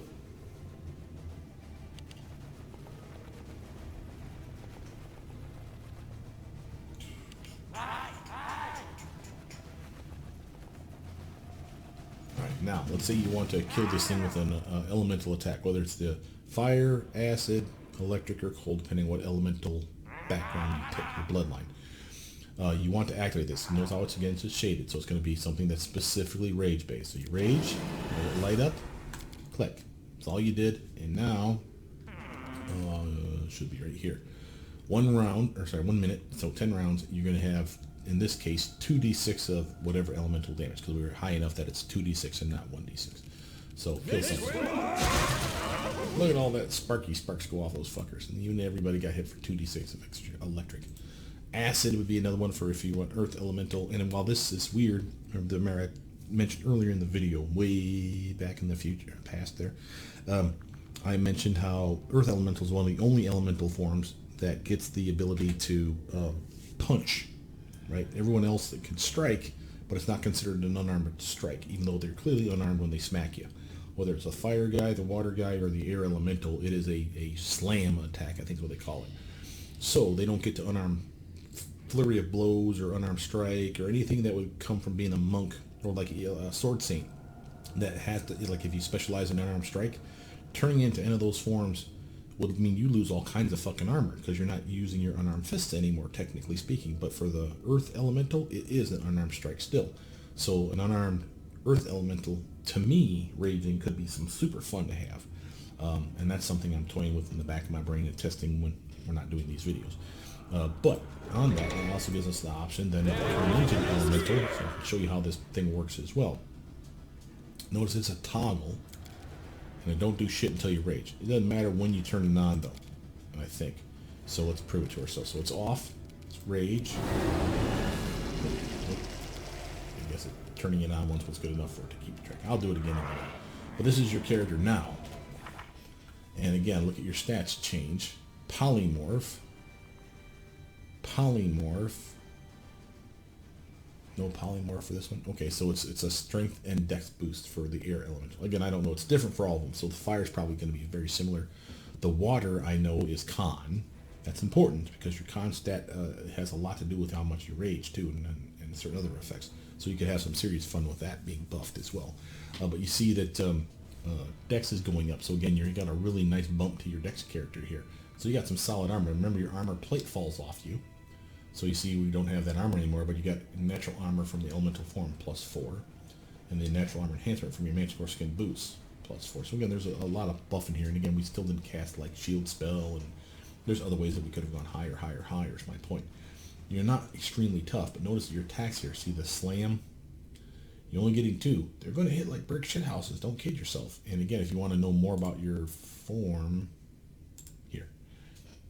Oh, it doesn't tell you here. Well, use it. I guess for the spell it does, but not for this. That's a bummer. This would be important because if you could click here for elemental body, you could find out what the elemental body 4 gives you besides these lane buffs that you're seeing here, because it gives you more than what you're seeing. Like movement might go up. Sure enough, it is. See the elemental form +30. Holy shit. Other stuff too, like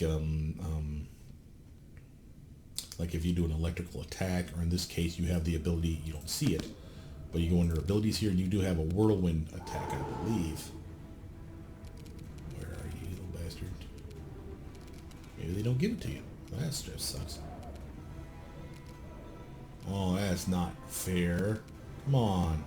That's a cool ability. His ability to spin around in a fucking circle, doing like this retarded damage in a circle, but I guess they're not giving it to you. Ah, you stink.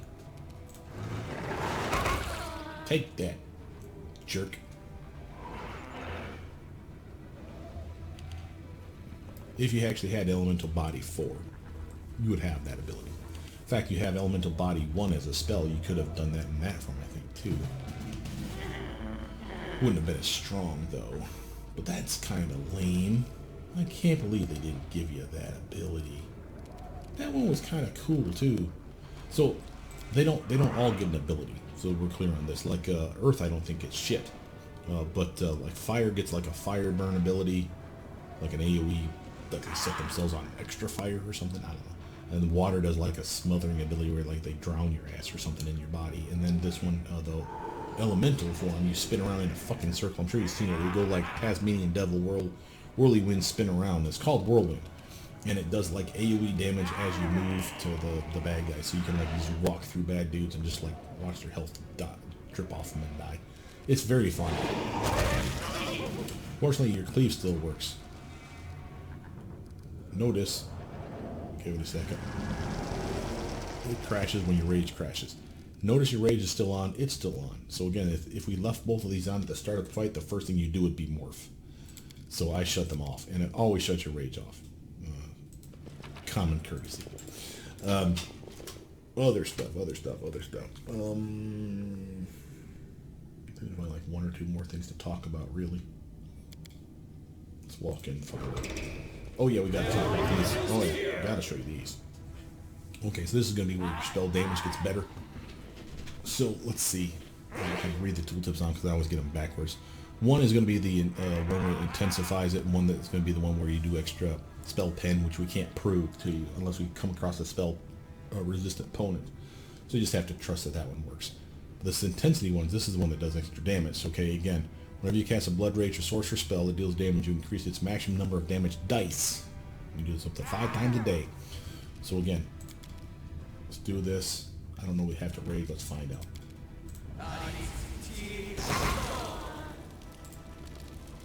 20d6 plus 20. Where did the extra 10d6 come from? Strength of 10. Remember, whichever is higher, your charisma or your strength.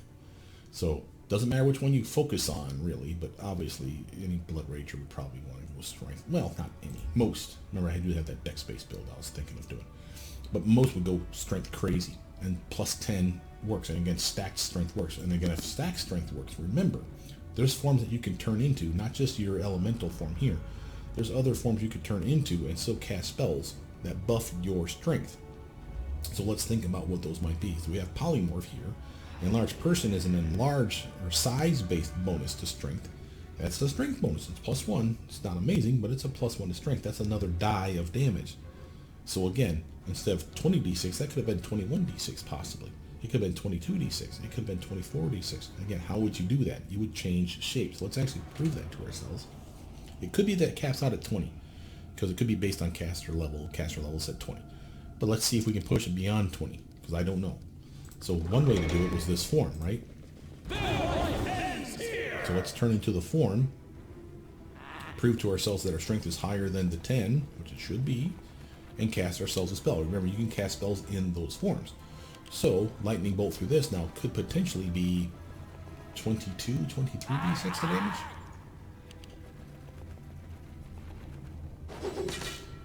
Suck it, loser. Alright, so first we want that on.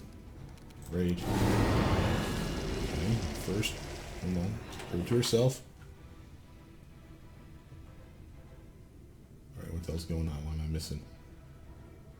Oh, my strength come from my armor. Oh, shit. Huh. That's why you don't want the Onslaught armor. Wait, there's a way around it. We don't use the Onslaught armor, it's the bummer. But you have the belt of strength of 8, 8, and 8, right? Or I could just get rid of that stupid ass hat, get the crown on. Yeah, let's do that. Do that. Get rid of this and get our race spell. Where's our Star Soldier's Gauntlets? That's strength plus 8. See that? So that should still work. Okay. Quick save.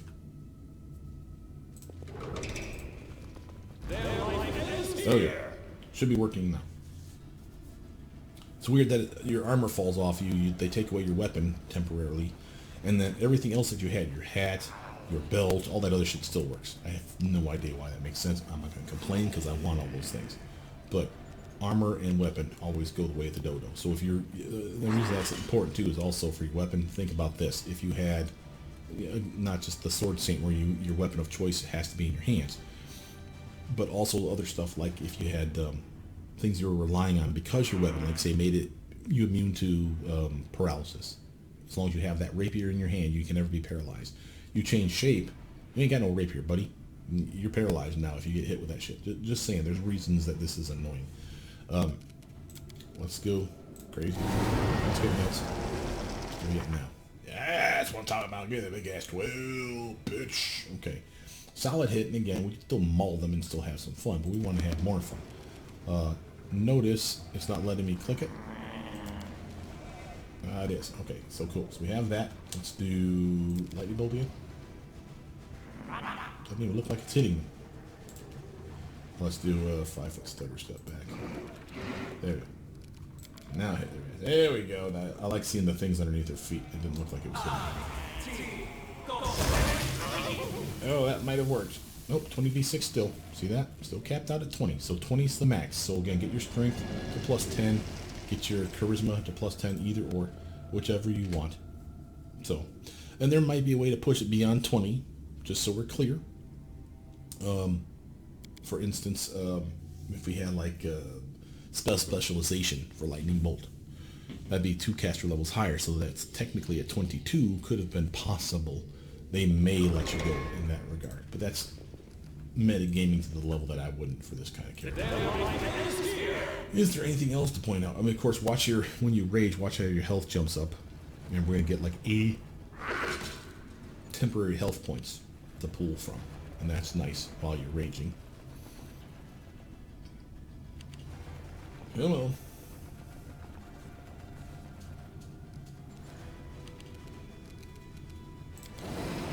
Okay.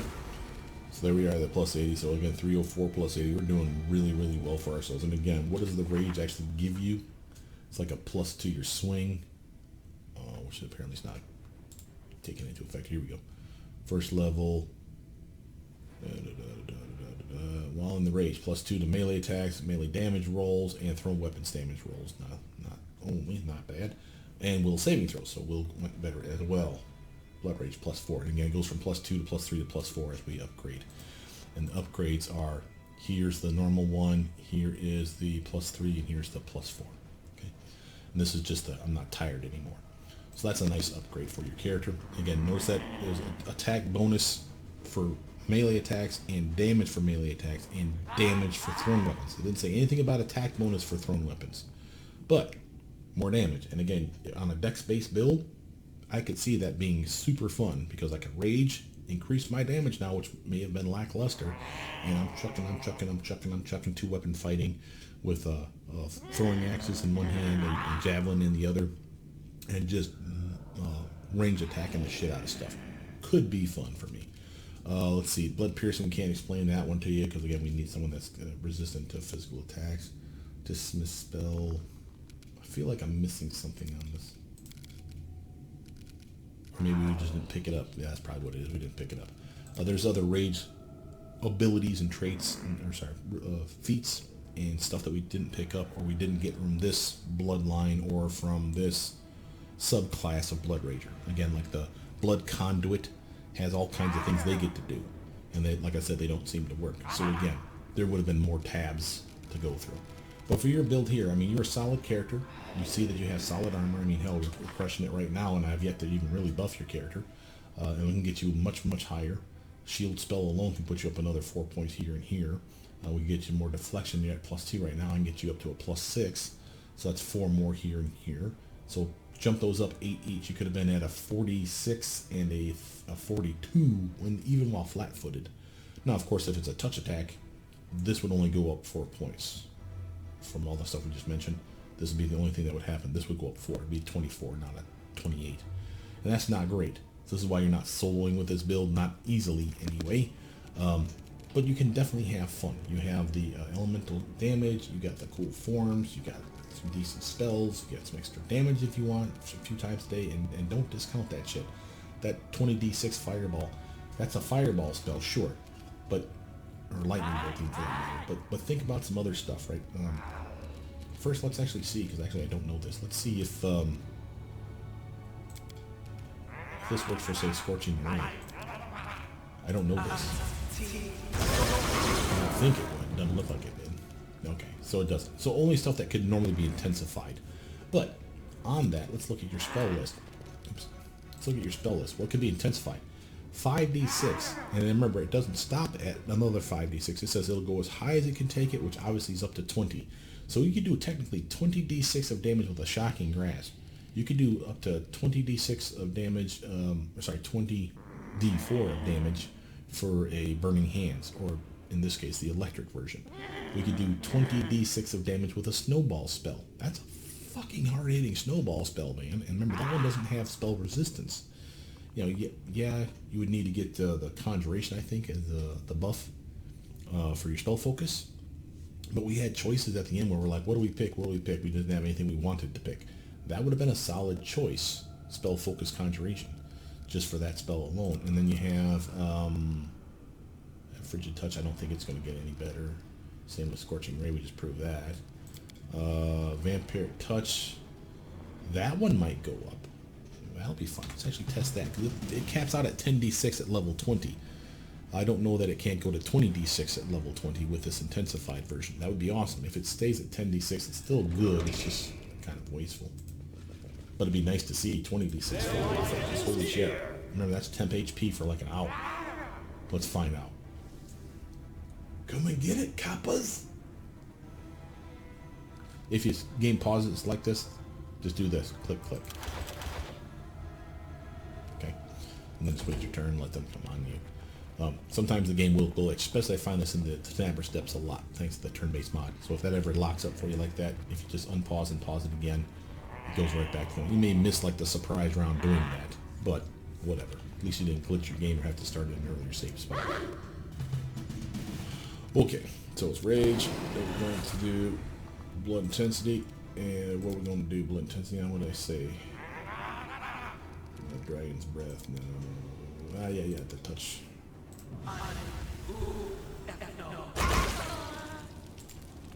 Nope, didn't work on it. Oh, but, wait a minute.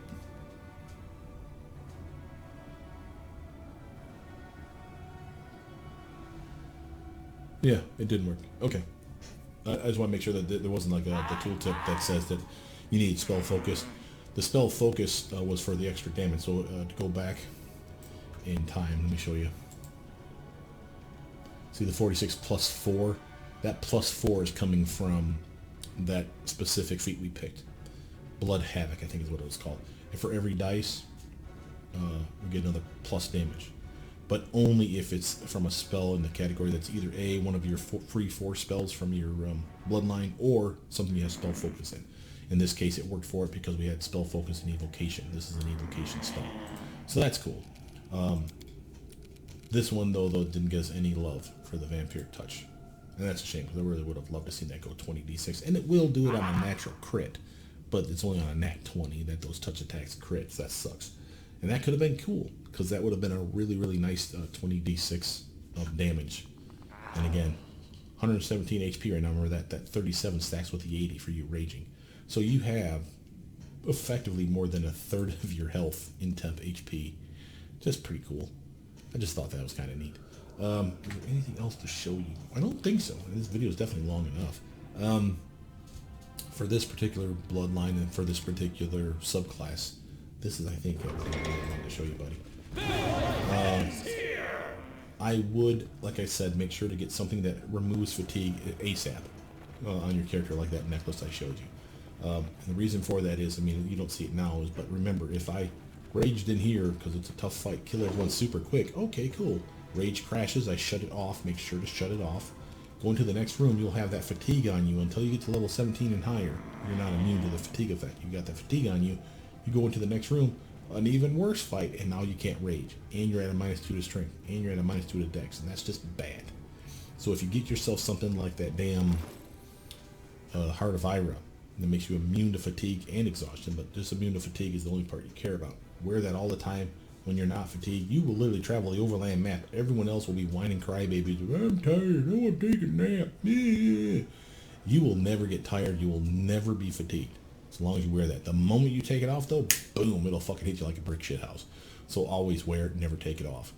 When you need to take it off, like when you finally get a better necklace, or when you get to level 17 and you're now immune to the fatigue effect from your rage only, be real clear on this. It's only the rage that you're immune to fatigue from. Take a nap, get back up in the morning, put this necklace on, take this one off, you'll be fine. But until that time, this would be what I would probably focus on the most. There's other things that makes you immune to fatigue. I guess that's the one thing I can show you.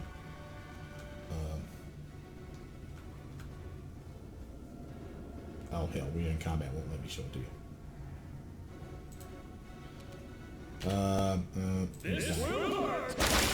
Thank you guys. And I do love the cleaning finish, the improved cleaning finish on this build. Jesus Christ, that axe alone is just baller.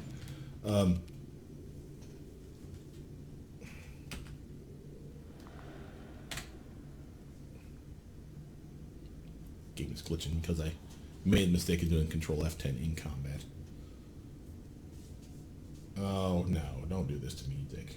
Alright, well, this is a good enough spot stopping me. My name is Brother Meat. Please like, subscribe, comment down below, tell me what you think, and I'll see you soon. Just as a final note, the one thing that I was missing was, like I said, I was going to look for anything that may protect from fatigue, and I know there is a bracer that will. Normally you give it to the alchemist, though, because it gives them like bomb bonuses and shit like that. But if you do it, it will give you an increased chance to resist fatigue and then an exhaustion, and you will be immune to it at a certain level, but I think that level might be 20, which of course would be a waste. But there may be other things in the game, gear-wise, that will make you immune to fatigue if you wear it. So look for those things. With that, I'll see you soon. Bye now.